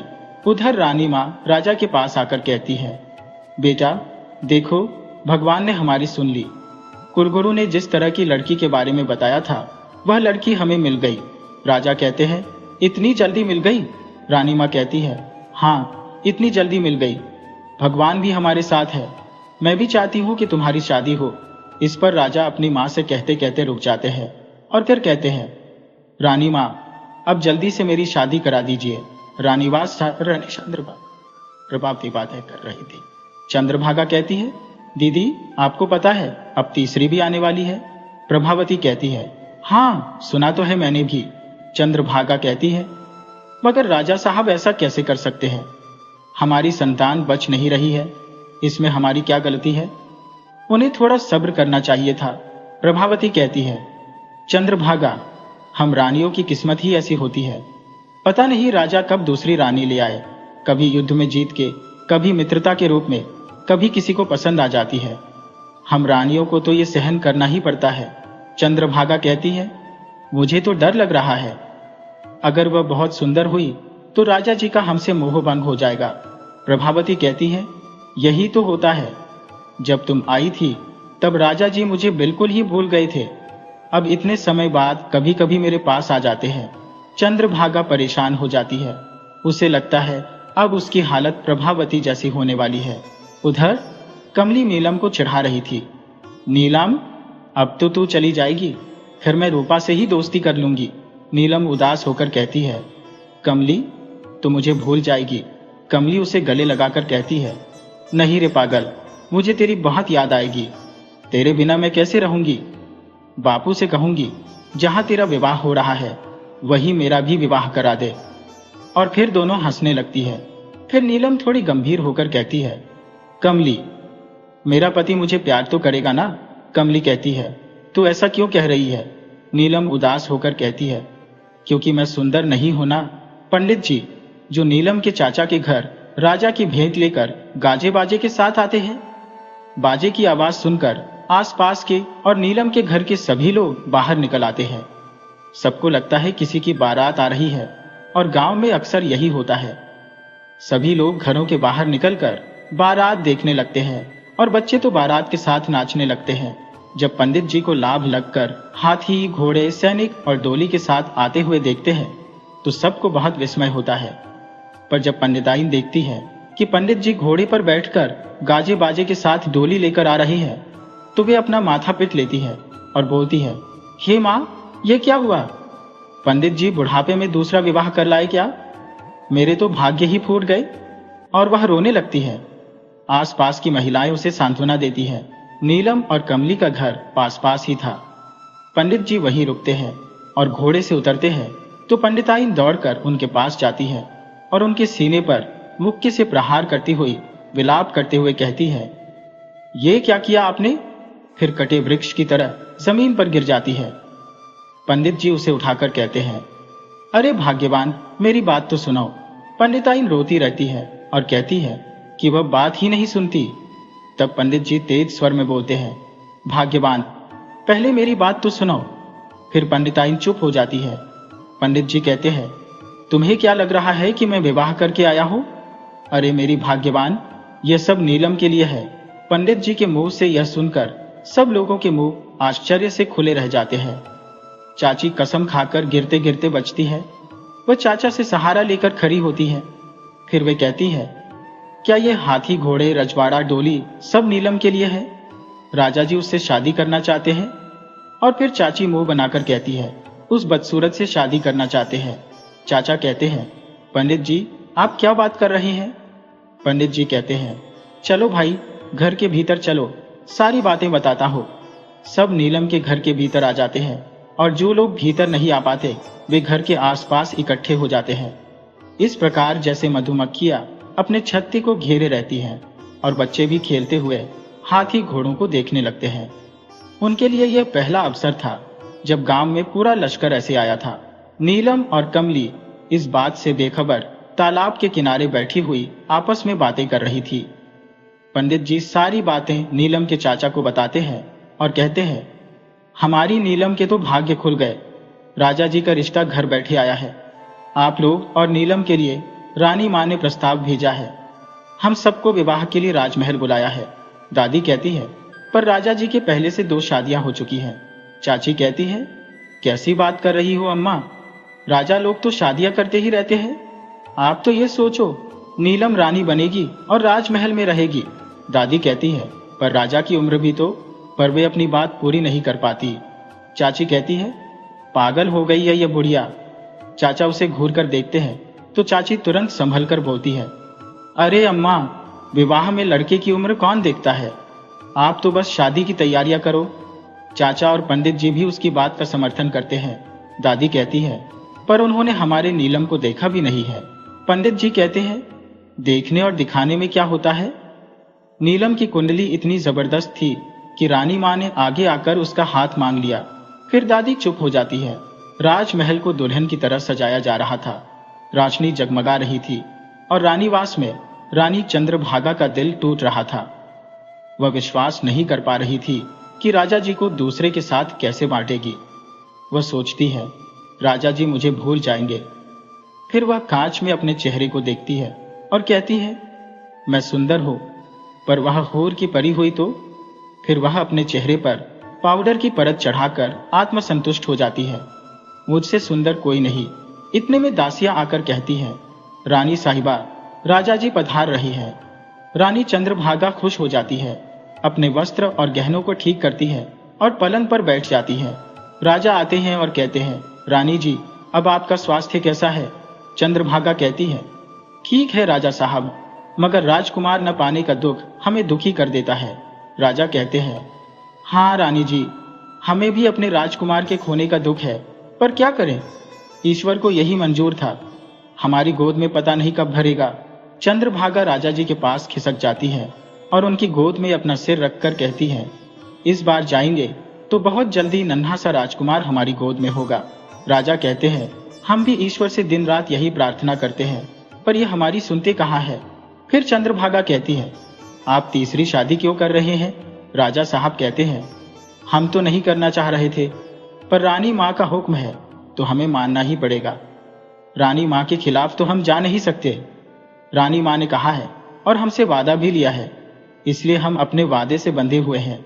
उधर नीलम और कमला जब घर आती है तो इतनी चहल पहल और हाथी घोड़े देखकर विस्मित रह जाती है। कमली कहती है, ये क्या हो गया? हम कहीं गलत जगह तो नहीं आ गई? नीलम कहती है, अरे नहीं रे, ये तो हमारा ही गांव है। वे देखती है कि पूरा गांव सज धज कर तैयार है। मैदानों और सड़कों पर साजिम बिछे हुए हैं। जगह जगह बड़े बड़े झूले बने हुए हैं। बड़े बड़े पतीलों में खाना पक रहा है। अलग अलग भगवानों की खुशबू आ रही है और स्वादिष्ट मिठाइयाँ बन रही है। लगभग पूरा गांव इस उत्सव के माहौल में जुटा हुआ था। इतने में किसी की नजर नीलम पर पड़ी और चिल्लाकर बोला, अरे नीलम आ गई। फिर क्या था, सभी लोग नीलम के पास इकट्ठा हो गए। सब नीलम को घेरकर खड़े हो गए और अलग अलग आवाजें आने लगी। हमारी नीलम कितनी भाग्यवान है ना, मुझे तो पहले से ही पता था यह एक दिन रानी बनेगी। कितने अच्छे दिल की है, सबकी सहायता करती है। भगवान ऐसे लोगों को ही फल देते हैं। नीलम तो बहुत अच्छी लड़की है। तरह तरह से लोग बातें बना रहे थे। नीलम को बड़ा आश्चर्य हुआ, क्योंकि उसने अब तक यही सुना था कि वह अशुभ है, माँ बाप को खा गई, और सुबह सुबह उसका मुंह देख लिया तो कुछ अनर्थ हो जाएगा। अब यह उल्टी गंगा कैसे बह रही है। फिर वे सारी दादी नानियां जो भला बुरा कहती थी, वे बन्ना बन्नी गाने लगी। गांव की नजर उतारने के लिए होड़ मचने लगी। कोई लाल मिर्च से, तो कोई ताबीज से, तो कोई मंत्रोच्चार से नजर उतारने लगी। सभी लोग बधाई देने लगे। नीलम को कुछ समझ नहीं आ रहा था। इतने में उसकी चाची आई, जो कभी सीधी सादी नीलू के पास नहीं जाती थी। वह उसके सिर पर हाथ फेरकर कहने लगी, क्यों इतनी भीड़ लगाकर मेरी बच्ची को परेशान कर रहे हो? देखो ना, कितना पसीना पसीना हो गई है, कितनी गर्मी लग रही है मेरी बच्ची को। चल बेटी, घर चल। और चाची उसका हाथ पकड़कर घर के अंदर ले जाती है। नीलम को विश्वास ही नहीं हो रहा था कि यह क्या हो रहा है। वह कमली से कहती है, मुझे थोड़ा चुटकी तो काट, बस सपना तो नहीं देख रही। कमली अपने हाथ पर चुटकी काटती है और कहती है, नहीं नीलू, ये सपना नहीं, ये सब सच हो रहा है। चाची उसे अंदर ले जाकर बैठा देती है। रूपा पंखा झलने लगती है। चाची रूपा से कहती है, जरा अच्छे से पंखा झलो, दीदी को पसीना नहीं आना चाहिए। पास बैठे कामला के मुंह से निकलता है, दीदी। तो चाची उसे घूर कर देखती है और कहती है, तेरी माँ तुझे याद कर रही थी कामला, जा अपने घर। कामला चली जाती है।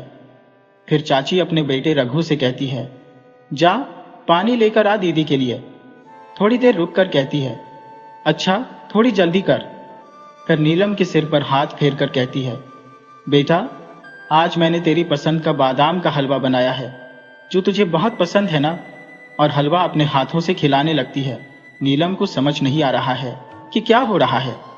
चाची का प्यार देखकर उसकी आंखों से आंसू बहने लगते हैं।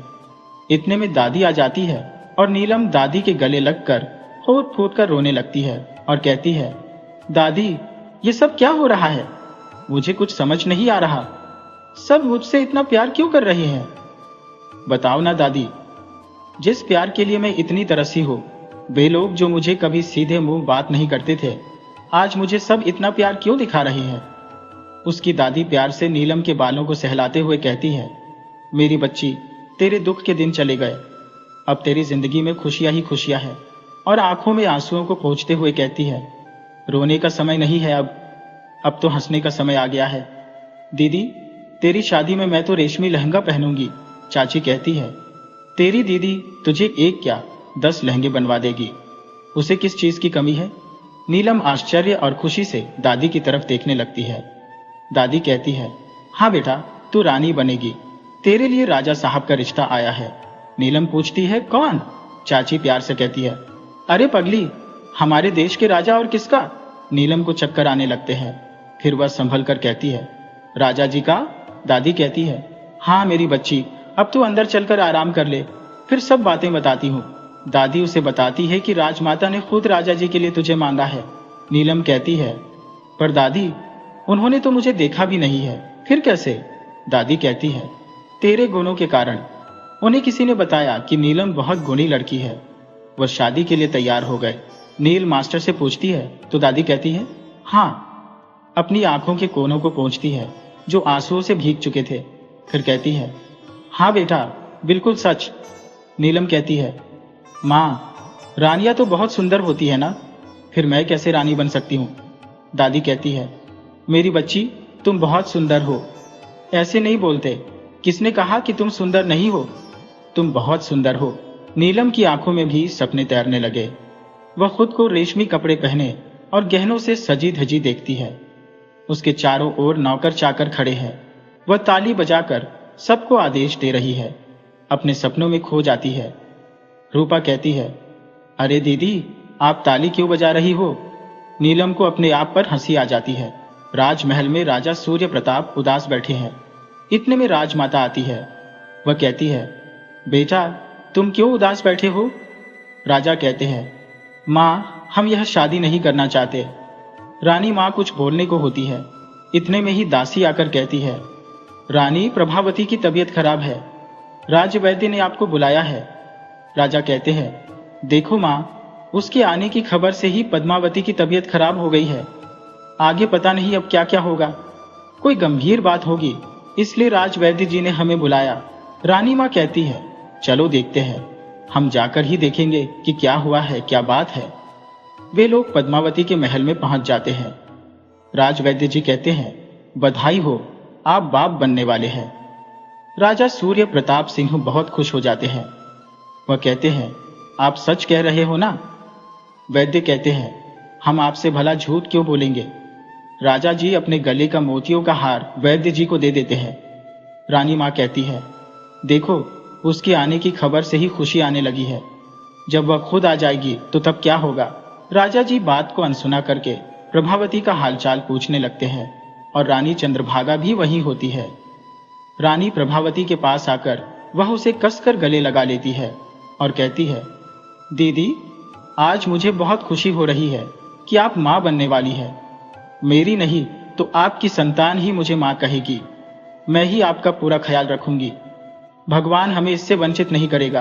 प्रभावती कहती है, छोटी, मैं भी दिन रात भगवान से यही प्रार्थना कर रही हूँ कि कम से कम एक संतान तो राजा जी को दे सको। चंद्रभागा आशा भरी नजरों से प्रभावती की तरफ देखकर कहती है, दीदी, अब राजा जी शादी तो नहीं करेंगे ना? प्रभावती कहती है, छोटी, राजमाता ने कह दिया है तो वह शादी तो करेंगे, जरूर करेंगे। चंद्रभागा परेशान हो जाती है। वह कहती है, फिर मेरा क्या होगा? आपकी तो संतान हो रही है तो राजा साहब आपको प्यार करेंगे ही, और वो नई नवेली रानी रहेंगी। राजा साहब तो उसकी सुंदरता और आकर्षण में ही मग्न रहेंगे। फिर मेरे पास तो आएंगे ही नहीं। मेरा क्या होगा दीदी? प्रभावती उसका चेहरा अपने हाथों में लेकर बोलती है, नहीं छोटी, उदास मत हो। तुम तो पूनम का चांद हो, तुम्हारी कोई बराबरी नहीं कर सकता। राजा साहब का तुमसे मोह भंग नहीं हो सकता। उधर नीलम राजमाता द्वारा दिए गए कपड़े पहनकर हार श्रृंगार किए बैठी हुई थी। वह बहुत अच्छी लग रही थी। दादी आकर उसे तिलक लगाती है और कहती है, बिल्कुल रानी लग रही है मेरी बच्ची, किसी की नजर न लग जाए। चाचा उसे मिर्ची से नजर उतारते हैं और चाची भी उनके साथ होती है।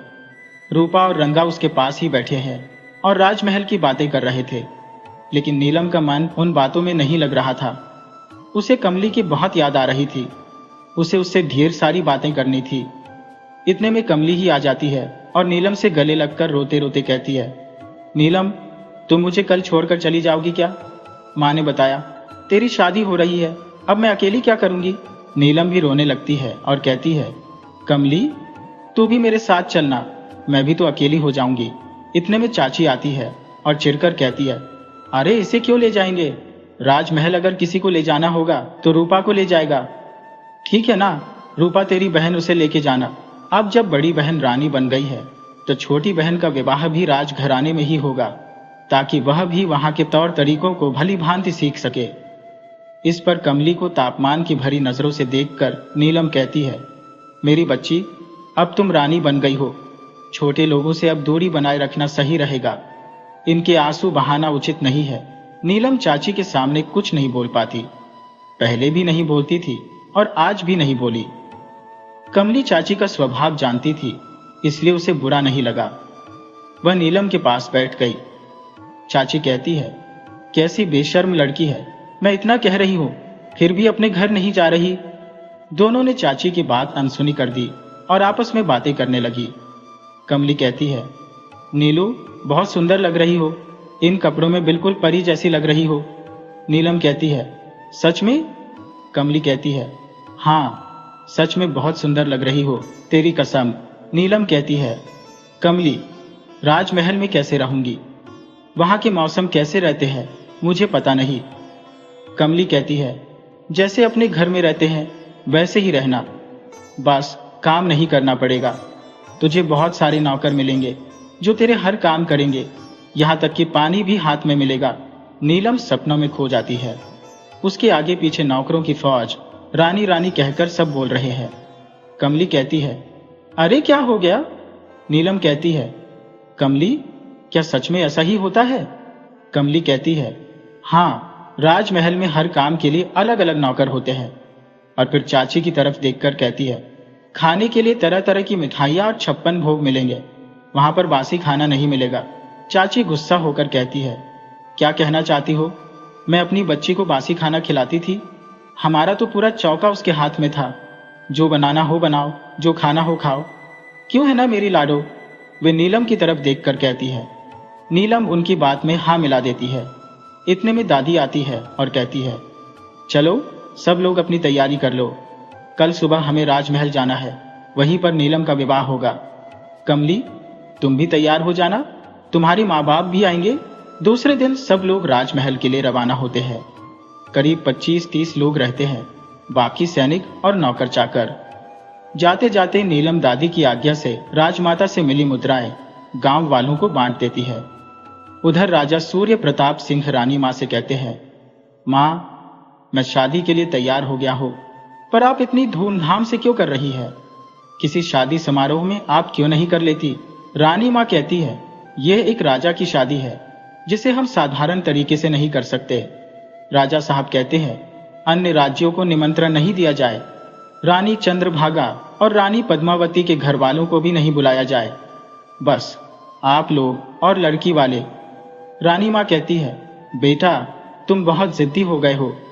राजा कहते हैं, आपको मेरी बात माननी ही पड़ेगी। माँ, मैं शादी करने को तैयार हो गया हूँ, वही बहुत है। रानी माँ कहती है, ठीक है, हम किसी को नहीं बुलाएंगे, पर प्रजा अगर शादी में आना चाहे तो हम मना नहीं करेंगे। नीलम और उसके घर वाले राजमहल पहुंच जाते हैं। वहां का नजारा बहुत ही अद्भुत था। पूरे राज्य को फूलों से सजाया गया था और सब लोग बस नीलम को एक नजर देखना चाह रहे थे, पर वह तो पालकी में पर्दों के बीच में थी। नीलम जरूर पर्दे की गोट से देख रही थी कि क्या क्या हो रहा है। उन लोगों की रहने की व्यवस्था महल के बाहर ही की गई थी। रानी माँ बहुत से उपहार लेकर नीलम से मिलने आई और नीलम का साधारण रूप देखकर सोचने लगी, कहीं मैंने गलत निर्णय तो नहीं ले लिया? इस लड़की की कुंडली बहुत अच्छी है, पर यह नहीं सोचा कि यह दिखती कैसी है। राजा इसे अपना पाएगा या नहीं? और अब तो प्रभावती भी गर्भवती है। उसकी संतान बच गई तो इस लड़की से शादी का कोई मतलब ही नहीं रहेगा। फिर तुरंत ही उसे कुलगुरु की बात याद आती है। दोनों रानी और राजा के मिलन से संतान का योग तो बनता है, पर संतान प्राप्त नहीं होती। इस बार भी ऐसा ही हुआ तो? नीलम की कुंडली तो खुद मैंने मिलाई है, इसमें कोई शक की गुंजाइश नहीं हो सकती। यही हमें हमारी राज्य का उत्तराधिकारी दे सकती है। रानी माँ के मन में विचार आता है कि रंग रूप का क्या महत्व है। ये गांव की साधारण सी लड़की है और अधिक सजधज में भी नहीं है। अच्छे से बनाव श्रृंगार करने पर सभी सुंदर दिखते हैं। उसकी आंखें कितनी सुंदर है, बेहद गहरी गहरी नीली नीली। फिर वह नीलम को उपहार देती है और उसकी नजर उतारती है। दादी, चाचा, चाची और गांव वालों से भी बात करती है। उन्हें बताती है कि राजा जी यह विवाह साधारण तरीके से ही कर रहे हैं, इसलिए हम लोग मंदिर में गंधर्व विवाह करेंगे। इसके लिए मंडप और अन्य रस्मों की आवश्यकता नहीं होती। दादी को यह अजीब लगता है। उन्होंने तो नीलम की शादी के लिए बहुत से सपने संजोए थे, लेकिन रानी माँ के सामने किसी की बोलने की हिम्मत नहीं थी। सब उनकी हाँ में हाँ मिलाते हैं। जब रानी खड़ी होती है तो सब उनके सम्मान में खड़े होकर अभिवादन करते हैं। फिर रानी माँ कहती है कि ठीक है, अब हम चलें, थोड़ी तैयारी करनी है। हम शाम को सब मंदिर में मिलेंगे, हमारे कुल देवता के मंदिर में। वहीं पर दोनों का विवाह होगा। दादी नीलम के पास बैठकर उसे पतिव्रता स्त्री के नियम समझाती है। हमेशा अपने पति की बात सुनना, उनसे बहस मत करना, उनकी बात मानना, उनके उठने से पहले उठना, उनके सोने के बाद सोना, उन्हें खिलाने से पहले खाना नहीं, और सबसे अंतिम बात, मायके का मोह मत करना। वे जब भेजे तभी यहाँ आना, बिना उनकी इजाजत के या जिद करके मत आना। नीलम कहती है, लेकिन दादी, अगर आपकी याद आएगी तो मैं क्या करूंगी? दादी भी रोने लगती है और समझाते हुए कहती है कि लाडो, राजा साहब से तुझे इतना प्यार मिलेगा कि तू हम सबको भूल जाएगी। नीलम आंसू पोंछते हुए कहती है, सबको भूल जाऊंगी दादी, पर आपको कैसे भूल सकती हो? फिर दोनों दादी पोती गले लगकर रोती रहती है। उधर मंदिर में ऊंचे स्वर में मंत्रोच्चार हो रहा था। लगभग 21 पंडित एक साथ मंगलाचार कर रहे थे। हार में वरमाला लिए राजा और नीलम खड़े थे। चंद्रभागा ने बहुत कोशिश की कि नीलम का चेहरा देख सके, लेकिन वह लंबे घूंघट में थी। शुभ घड़ी में दोनों ने एक दूसरे के गले में वरमाला डाल दी। चारों ओर से पुष्पों की वर्षा होने लगी। नीलम की विदाई मंदिर से ही हो गई और गांव वालों और घर वालों को महल ले जाया ही नहीं गया। हालांकि राजमहल की ओर से उन्हें ढेरों उपहार मिले थे। नीलम सुहाग सेज पर बैठी राजा का इंतजार कर रही थी। रवि, चंद्रभागा और प्रभावती प्रवेश करते हैं। नीलम जो घूंघट से देख रही थी, चंद्रभागा कहती है, अरे छोटी रानी, हमसे क्या शर्माना, हम भी तो तुम्हारा सुंदर मुखड़ा देखे जिस पर राजमाता फिदा हो गई है। ये कहकर वह खुद ही घूंघट हटा देती है। नीलम को देखकर उसकी हंसी निकल जाती है, पर कुछ बोलती नहीं है। प्रभावती स्थिति को समझकर नीलम का चेहरा हाथों में लेकर कहती है, कितनी सुंदर है हमारी छोटी रानी। फिर चंद्रभागा की तरफ देखकर कहती है, छोटी, इनकी आंखें देख, कितनी गहरी और नीली, बड़ी बड़ी प्यारी है। राजा साहब तो इन्हीं में डूब जाएंगे। चंद्रभागा के चेहरे पर खुशी झलक रही थी। वे कुछ सुनना या कहना नहीं चाहती थी। इतने दिनों से जो शंका थी वह निर्मल साबित हुई। वह खुशी खुशी कमरे से बाहर निकल गई, पर प्रभावती उसे आवाज देती रह गई। नीलम सुहाग सेज पर बैठी थी, लेकिन राजा सूर्यमल के आने का कोई असर नहीं दिख रहा था। उसकी निगाहें दरवाजे पर टिकी हुई थी। अंदर जो डर था राजा साहब के सामने आने का, उसने चिंता का रूप ले लिया था। राजा साहब अभी तक क्यों नहीं आए? नीलम सारी रात आंखों में काट देती है, पर राजा जी के दर्शन नहीं होते। सुबह का वक्त था, पर राजमहल उसे पराया सा प्रतीत हो रहा था। सभी सुविधाएं होते हुए भी मन की बात कहने को कोई अपना नहीं था। घर की दादी और उनकी पुरानी कहानियों की बहुत याद आ रही थी। अपने दुख को किसी से साझा करने का कोई अवसर नहीं था। वह झरोखे से उपवन को निहारते हुए थोड़ी देर के लिए अपने मन को बहला रही थी। रानी महाराजा के पास जाकर कहती है, हमने सुना है कि कल रात आप रानी नीलम के पास नहीं गए थे। राजा उत्तर देते हैं, आपने सही सुना रानी माँ। रानी माँ पूछती है, क्यों नहीं गए? कल तो आपकी सुहाग रात थी और आपको उनके साथ होना चाहिए था। राजा कहते हैं, रानी माँ, मैंने आपकी बात मानकर उस लड़की से विवाह तो कर लिया, परंतु मैं उसे अपना नहीं पा रहा हूं। रानी माँ कहती है, राजा, क्या तुम्हें पता है कि हमने तुम्हारी शादी उस लड़की से एक विशेष उद्देश्य के लिए की थी? उस उद्देश्य को तो पूर्ण करो। राजा कहते हैं, आप मुझ पर इतना दबाव नहीं बना सकती, मेरा मन वहां जाने का नहीं हो रहा। रानी माँ कहती है, मैं राजमाता हूँ और तुम्हें आदेश देती हूँ, तुम्हें नीलम के पास जाना ही पड़ेगा, एक बार तो जाना ही पड़ेगा। राजमाता चली जाती है। आखिरकार राजा मन मारकर नीलम के महल पहुंचते हैं। वे देखते हैं कि एक सुंदर लड़की, जिसकी कमर तक लंबे बाल थे, झरोखे से बाहर देख रही थी। राजा समझ जाते हैं कि यही नीलम है। वे पुकारते हैं, नीलम। नीलम किसी पुरुष की आवाज से अपना नाम सुनकर चौंक जाती है और पीछे देखती है। राजा पूछते हैं, तुम कौन हो? नीलम कहती है, जी, मैं नीलम हूं। राजा कहते हैं, नहीं, तुम नीलम नहीं हो सकती। हमने सुना है वे बहुत सुंदर है और तुम तो नीलम नहीं हो सकती। नीलम कहती है, राजा साहब, आपसे किसने कह दिया कि मैं सुंदरी हूं? नीलम पूरी बात भी नहीं कह पाई थी कि राजा सोचते हैं, कल रात तो चंद्रभागा ने बताया था कि नीलम बहुत सुंदर है, अद्वितीय सौंदर्य है उसका। क्या यह व्यंग्य कर रही थी? फिर जोर से चिल्लाते हैं, नहीं नहीं, हम तुम्हारे साथ नहीं रह सकते, हम तुम्हारा चेहरा नहीं देखना चाहते। कहकर राजा वहां से चले जाते हैं। ठगी सी नीलम उन्हें जाते हुए देखती रहती है। वह सोचती है, मुझसे क्या भूल हो गई जो राजा जी मुझे ऐसा कहकर चले गए। फिर वह दर्पण में अपना चेहरा देखती है और कहती है, मैं सुंदर तो हूं, फिर क्यों? नीलम अपने घुटनों के बल बैठकर रोने लगती है। दासी जमुना आकर उसे उठाती है और कहती है, रानी साहिबा, आप पलंग पर बैठ जाइए। नीलम पूछती है, मैं सुंदर नहीं हूं क्या? जमुना कहती है, नहीं, आप बहुत सुंदर है रानी साहिबा। नीलम कहती है, नहीं, तुम झूठ बोल रही हो। यमुना कहती है, रानी साहिबा, एक दिन राजा साहब जरूर आएंगे। महीनों बीत गए, पर राजा सूर्य प्रताप सिंह कभी उसके पास नहीं आए। राजमहल में किसी ने भी उसकी चिंता नहीं की। राजमाता ने भी राजा को कहना छोड़ दिया था।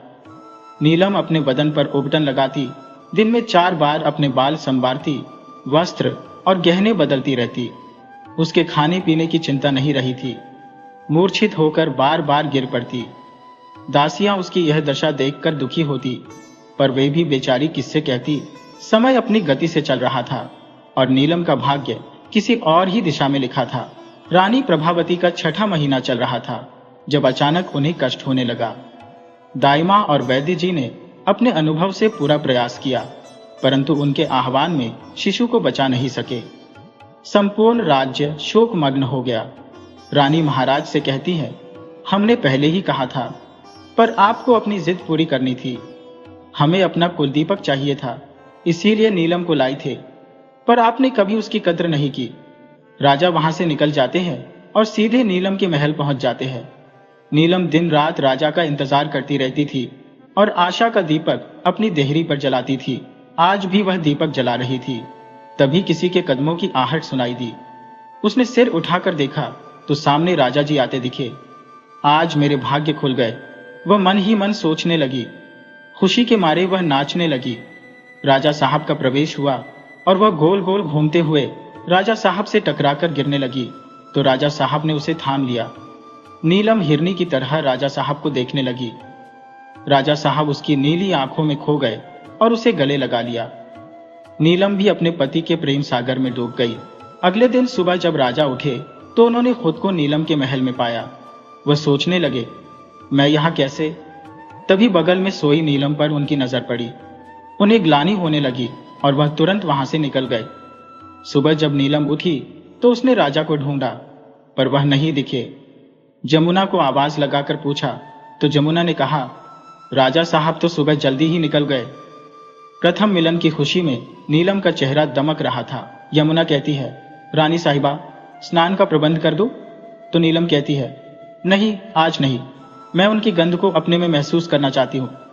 राजमाता राजा के पास आकर कहती है, हमने सुना है कल आप नीलम के पास गए थे। राजा कहते हैं, माँ, आपने सही सुना। रानी माँ कहती है, चलो, आपको हमारी बात तो समझ में आई? राजा कहते हैं, रानी माँ, हम समझ गए। आप क्या कहना चाहती हैं? वह लड़की साधारण है, पर हमें कुल का दीपक वही देगी। रानी माँ चली जाती है। राजा को नीलम की नीली नीली आंखें दिखाई देती है और उनका मन किसी काम में नहीं लगता। उन्हें वही दृश्य नजर आता रहता है जब वे गोदी में थी, आपस में मिली। दिन भर उनका मन काम में नहीं लगता। वे जितना भूलना चाह रहे थे उन्हें वही नजर आता रहता। रात को उनके कदम अपने आप नीलम के महल की ओर चल पड़ते हैं। नीलम दीप जलाकर राजा का रास्ता देख रही थी।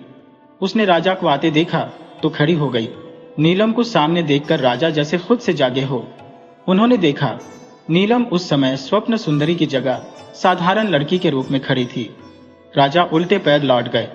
नीलम को भान ही नहीं हुआ कि उसने क्या गलती की। वह जाते हुए राजा को देखती रह गई। राजा फिर नहीं आए। नीलम अब अपनी सही स्थिति को समझ रही थी। अब वह बनाव सिंगार के पीछे बावरी नहीं थी। उसे राजा साहब के समीप का जो सुख प्राप्त हुआ था वह मूल्यवान था। उसने भगवान की पूजा में मन लगा लिया था। चले जाना उसकी दिनचर्या का हिस्सा बन गया था, पर खाने पीने की भी चिंता नहीं रहती थी। कभी खाती, कभी भूखी रहती, कौन पूछने वाला था। अब राजमहल का ऐशो आराम उसे नहीं भाता था। जमीन पर ही बिछाकर सोती रहती। एक दिन नीलम मूर्छित होकर गिर पड़ी। दासियों ने उपचार किया, पर उसकी मूर्छा दूर न हुई। तब उन्होंने वैद्य को बुलावा भेजा। वैद्य जी ने नाड़ी देखी और कुछ जड़ी बूटियों से नीलम को सूंघाई, जिससे उसे होश आ गया। फिर उन्होंने दासियों से कहा, रानी साहिबा, राजा साहब को खुशखबरी दे दीजिए। रानी नीलम गर्भवती है। राज्य का उत्तराधिकारी आने वाला है। नीलम को समझ ही नहीं आया कि क्या हुआ। दासियां खुशी से नाचने लगी। वे सीधी रानी माँ के पास जा पहुंची और कहा, रानी माँ, एक खुशखबरी है। रानी माँ ने कहा, इस राज्य में अब क्या खुशखबरी मिलेगी? तो जमुना ने कहा, रानी नीलम गर्भवती है। रानी माँ की खुशी का पारावार न रहा। रानी माँ ने अपनी गले की माला जमुना को इनाम में दी और स्वयं नीलम के महल की ओर चल पड़ी। रानी माँ उत्साह से भरी सौगातें लेकर नीलम के महल पहुंची, पर उन्होंने जो देखा उससे उनका हृदय दुख से भर गया। एक कृषकाय स्त्री पलंग पर लेटी थी, जो नीलम जैसी बिल्कुल नहीं थी। जब वे पास गईं, तो नीलम की हालत देखकर उन्हें दया आ गई। उन्होंने सोचा, फूल सी लड़की थी, इसकी ऐसी क्या हालत हो गई? इसे क्या कष्ट हो रहा है? नीलम उन्हें देखकर बैठने लगी तो रानी माँ ने कहा, नहीं, आप लेटी रहिए। वैद्य जी ने कहा, रानी नीलम गर्भवती है, परंतु बहुत कमजोर है, इसलिए उनका विशेष ख्याल रखना होगा, नहीं तो। रानी माँ ने कहा, आगे कुछ भी मत कहिए, हम स्वयं इनका ख्याल रखेंगे। इस बीच राजा सूर्य प्रताप सिंह को भी समाचार मिला तो वह अत्यंत खुश हो गए। उन्हें नीलम की याद आने लगी और वे तुरंत नीलम के महल की ओर रवाना हो गए। रास्ते में राजमाता से मिले तो राजा ने कहा, माँ, आपने कुछ नहीं कहा। राजा कहते हैं, माँ, आप खुश नहीं है क्या? आपकी इच्छा पूरी हो रही है। रानी माँ ने कहा, कहाँ जा रहे हो? राजा ने कहा, नीलम के पास जा रहा हूं। रानी माँ ने कहा, कौन नीलम? तुमने उसे कब देखा था? क्या तुमने उसे पत्नी के सभी अधिकार दिए हैं? इतने दिनों से उसकी सुध ली? राजा कुछ नहीं कह पाए। रानी माँ ने कहा, जाकर देखो, वह हड्डियों का ढांचा बनकर रह गई है। मुझे तो यकीन नहीं कि वह 15 दिन भी जीवित रहेगी। राजा नीलम के महल में पहुंचे और उसकी हालत देखकर दुखी हो गए। नीलम उठने का प्रयास करने लगी, पर राजा ने उसे मना कर दिया। उन्होंने देखा कि जिन नीली आंखों का जादू उन पर चला था, वे अब गहराई में धंसी हुई थी। आंखों के चारों ओर काले घेरे और शरीर हड्डियों का ढांचा बन गया था। राजा ने मन ही मन सोचा, ये शरीर कैसे एक बच्चे को खुद में पोषित करेगा? राजा निर्दयी नहीं थे, इसलिए उन्होंने जब नीलम की ऐसी हालत देखी तो उन्हें बहुत दुख हुआ और आत्मग्लानि भी हुई कि उन्होंने नीलम की खबर क्यों नहीं ली। राजा ने सभी दासियों को इकट्ठा किया और पूछा कि नीलम की हालत इस प्रकार क्यों हुई और उन्हें सूचित क्यों नहीं किया गया। दासियों ने बताया कि नीलम स्वयं के खाने पीने का ध्यान बिल्कुल नहीं रखती और दिन रात आपकी राह तकती रहती है। राजा को खुद पर बहुत क्रोध आया कि उन्होंने इस पर ध्यान क्यों नहीं दिया। राजा ने आदेश दिया कि नीलम को बिल्कुल भी बाहर नहीं जाने दिया जाए और उसका बहुत अच्छे से ख्याल रखा जाए। फल, दूध, भोजन सब समय पर दिया जाए। वैद्य जी को भी निर्देश दिए गए कि दिन में 2 बार आकर नीलम का जांच करें। राजा सूर्य प्रताप सिंह ने आज भी नीलम से कोई बात नहीं की थी। नीलम अपने भाग्य पर एक ला रही थी। आज स्वामी के दर्शन हो गए। वह स्वयं आए और मेरा हालचाल भी पूछा। वह तो निहाल हो गई। फिर दासियों को आवाज देने लगी, लाओ मेरा पूजा का थाल, मुझे मंदिर जाना है, आज तो बहुत वक्त निकल गया। जमुना दासी कहती है, नहीं रानी साहिबा, आप कहीं नहीं जा सकती। राजा साहब ने मना किया है, आपका स्वास्थ्य भी सही नहीं है। राजा साहब ने खूब ख्याल रखने को कहा है। अब आपको अपना और अपने बच्चे का ख्याल रखना है। आपकी संतान भी आपकी जिम्मेदारी है। नीलम अपने पेट पर हाथ रखकर कहती है, यही तो है जिसकी वजह से मेरे स्वामी मेरे महल में आए। इसका ख्याल तो मुझे रखना ही है। दोपहर में रानी माँ विविध प्रकार के व्यंजन लेकर आई और आग्रह पूर्वक नीलम को खिलाने लगी। दादी माँ की याद आते ही नीलम की आंखों से आंसू टपकने लगे। रानी माँ ने देखा तो बोली, रोइए मत रानी नीलम, इससे बच्चे के स्वास्थ्य पर बुरा असर पड़ेगा। आपने दवा खाई या नहीं? यमुना ने कहा। रानी माँ, वैद्य जी स्वयं अपने हाथों से खिलाकर जाते हैं। इसके बाद रानी माँ ने कहा, हम चलते हैं, आप अपना ख्याल रखिए, और प्यार से गालों पर हाथ फेर कर चली गई। नीलम जैसे ही रानी माँ पलटी, फूट फूट कर रोने लगी, पर रानी माँ ने पीछे मुड़कर नहीं देखा। वे सीधे द्वार से बाहर निकल गई, क्योंकि उनकी आंखों में भी आंसू आ गए थे और वे किसी के सामने अपने को कमजोर साबित नहीं करना चाहती थी। यमुना ने कहा, रानी जी, अब आपके खुशी के दिन लौट आए हैं। अब आप अपना ख्याल रखिए। नीलम सोचने लगी, यह संतान तो मुझे बहुत खुशी दे रही है, जिसकी मैंने कभी कल्पना भी नहीं की थी। इतने में राजा सूर्य प्रताप सिंह का प्रवेश हुआ। उनके हाथ में फूलों का गुच्छा था। वे आते ही जमुना से बोले, इसे रानी जी के पास फूलदान में लगा दीजिए, इसकी महक से मन खुश रहेगा। फिर नीलम की ओर देखकर बोले, आप कैसी हैं नीलम? नीलम थोड़ी सी संकोच गई। यह पहला मौका था जब राजा ने उनसे बात की थी। वो कुछ जवाब नहीं दे पा रही थी। राजा सूर्य प्रताप सिंह का मन नीलम से बात करने का नहीं हो रहा था, पर वे कुछ और सोच कर आए थे। उन्होंने फिर पूछा, आप कैसी हैं? बताइए ना, या हमसे बात नहीं करनी है तो हम चले जाते हैं। नीलम झट से बोली, नहीं, आप जाइए मत, आपका आना हमें अच्छा लगता है। राजा नीलम से बोले, जब आपको हमारा आना पसंद है तो हमसे बात क्यों नहीं कर रही हो? नीलम ने कहा, नहीं राजा साहब, ऐसी कोई बात नहीं है। फिर राजा पलंग पर बैठ गए और बोले, अच्छा ये बताओ, आपको क्या पसंद है?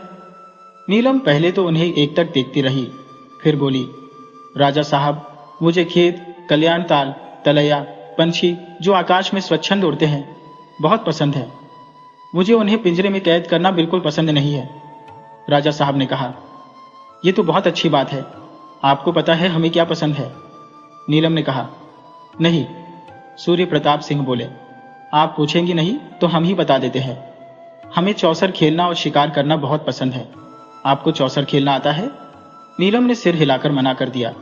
राजा ने कहा, हम आपको सिखाते हैं कैसे खेला जाता है। वे ताली बजाकर चौसर मनवाते हैं और नीलम को खेलना सिखाते हैं। नीलम को खेल में राजा सूर्य प्रताप सिंह का समीप रहना बहुत अच्छा लग रहा था। रानी मां चंद्रभान और प्रभावती के पास जाती है और कहती है, दीदी अपनी सुनाओ। हाँ छोटे, बहुत खुशी की बात है। चंद्रभान ने सवाल किया, पर दादी, राजा साहब तो उसे बिल्कुल भी पसंद नहीं करते थे, फिर ये कैसे? बड़ी रानी ने कहा, छोटी, ये तो राजाओं की बात है। राजा ही जाने कब उनका दिल किस पर आ जाए, कुछ कहा नहीं जा सकता। फिर चंद्रभान ने प्रसन्नता से पूछा, और अगर उसे पुत्र हो गया तो राजा जी तो उसे ही प्रेम करेंगे ना? बड़ी रानी ने कहा, तुम इतना क्यों सोच रही हो? छोटी, धैर्य रखो। चंद्रभान कहने लगी, दीदी, इतने दिन तो कभी उसकी सुध नहीं ली, और जब से उसके गर्भवती होने की बात सुनी है, रानी मां और राजा जी दोनों उसकी सेवा टहल में लगे हुए हैं। प्रभावती ने कहा, छोटी, तुम्हें नहीं लगता कि हमें भी नीलम के पास जाना चाहिए, उससे मिलकर उसे बधाई देनी चाहिए और उपहार देने चाहिए?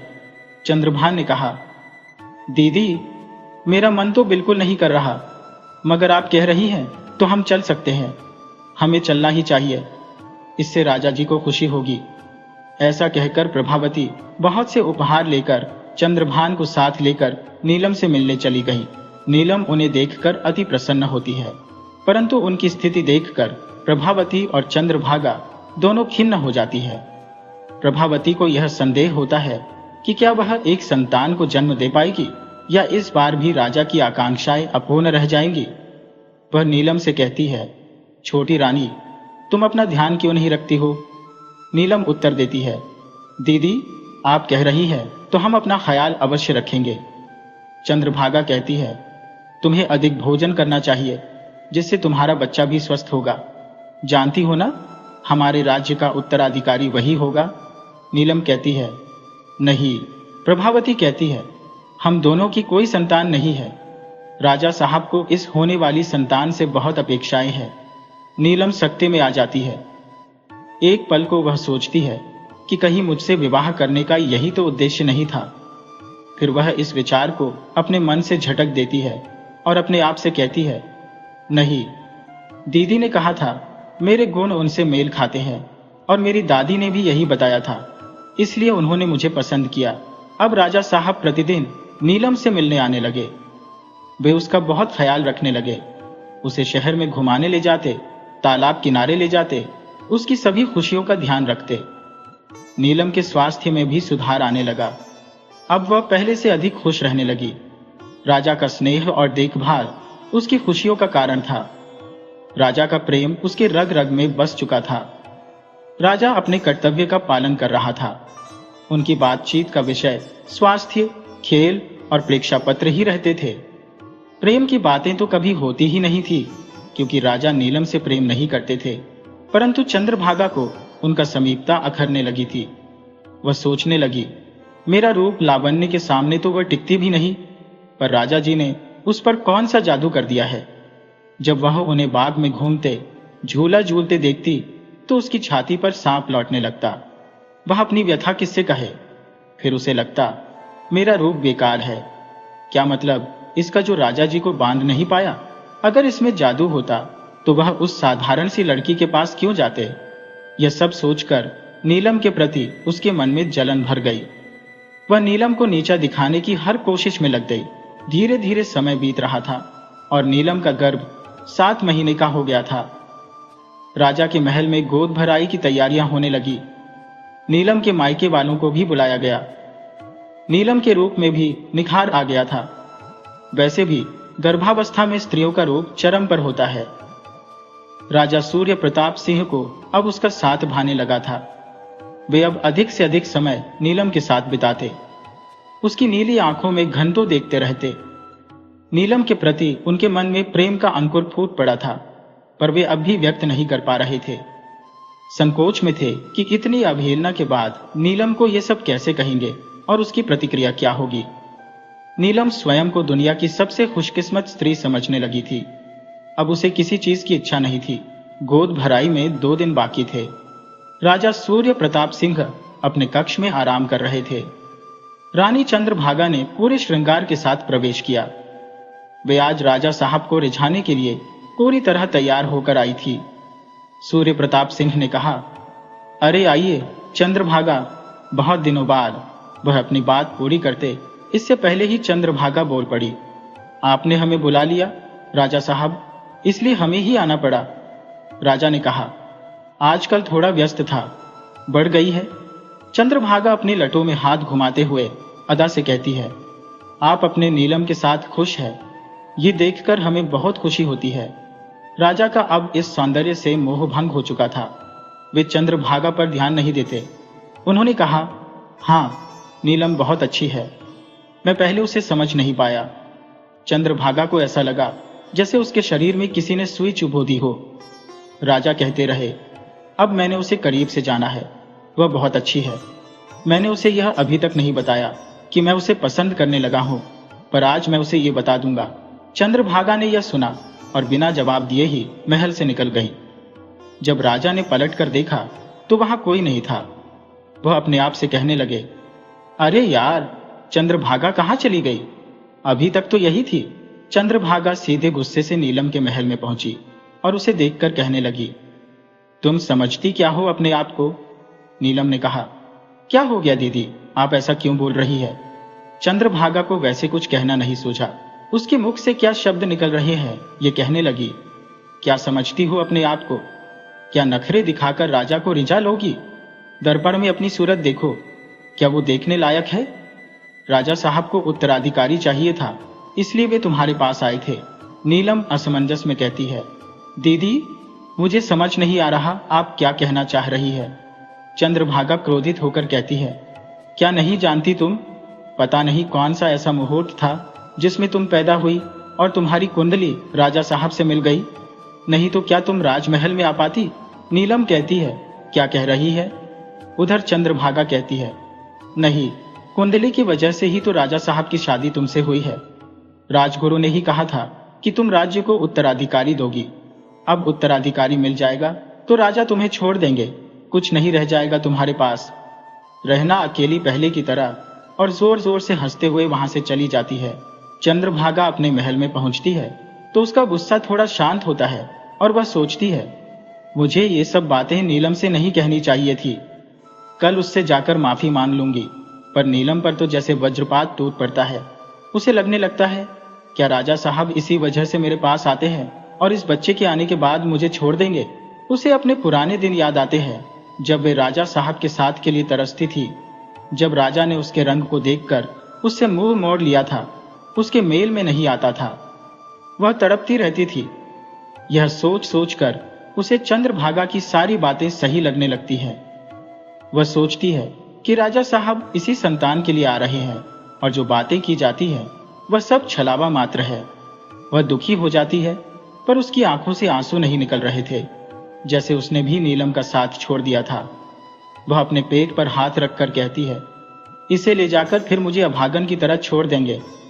नहीं, मैं अपनी संतान को उन्हें ले जाने नहीं दूंगी, अंदर से नीलम की अंतरात्मा कहती है। नीलम, वो राजा है तो उनके सामने कैसे टिक पाओगी? कहाँ लेकर जा सकती हो? राजा पाताल में भी ढूंढ लेंगे। नीलम का स्वाभिमान जाग जाता है। वह कहती है, मुझे ऐसा जीवन मंजूर नहीं। मैं राजा जी को ऐसा सबक सिखाऊंगी कि फिर कभी किसी का इस तरह फायदा नहीं उठा पाएंगे। वे इस संतान के लिए सब कर रहे हैं तो उन्हें मैं संतान ही नहीं दूंगी। यह सोचकर नीलम झरोखे के पास खड़ी हो जाती है। उधर राजा चंद्रहार लेकर नीलम के महल की ओर उछल पड़ते हैं। वे सोचते हैं, आज तो मैं अपने मन की बात नीलम से कह दूंगा। राजा द्वार पर पहुंचकर नीलम को देखते हैं, जो झरोखे के पास खड़ी थी, और आवाज लगाते हैं, नीलम, नीलम। नीलम पलटकर राजा को घूर कर देखती है और कहती है, आप इस संतान के लिए सब कुछ कर रहे हैं ना, तो ये आपको कभी नहीं मिल पाएगी। आप संतानहीन रहोगे। और झरोखे से छलांग लगा देती है। राजा दौड़कर झरोखे तक आते हैं और नीचे देखते हैं, खून से लथपथ नीलम की मृतदेह पड़ी हुई थी। नीलम, नीलम कह के पुकारते हैं, लेकिन नीलम की तो प्राण निकल चुके होते हैं। राजा नीलम के पास दौड़कर आते हैं और जोर जोर से विलाप करने लगते हैं, ये नीलम, तुमने क्या किया? मुझे कम से कम कुछ बोलने का मौका दिया होता। मैं तुमसे कितना प्रेम करने लगा हूं, लेकिन अब राजा की सुनने वाला कौन था? राजा यह सोचते हैं कि नीलम ने अचानक यह कदम क्यों उठाया। उधर चंद्रभागा अपने के पर पछता रही थी। जैसे ही उसे यह खबर मिलती है कि छोटी रानी ने झरोखे से छलांग लगा दी, वे अपने आप को संभाल नहीं पाती और वहां से दौड़कर छोटी रानी यानी नीलम के पास पहुंचती है और रो रो कर विलाप करने लगती है। छोटी रानी, हमें माफ कर दीजिए।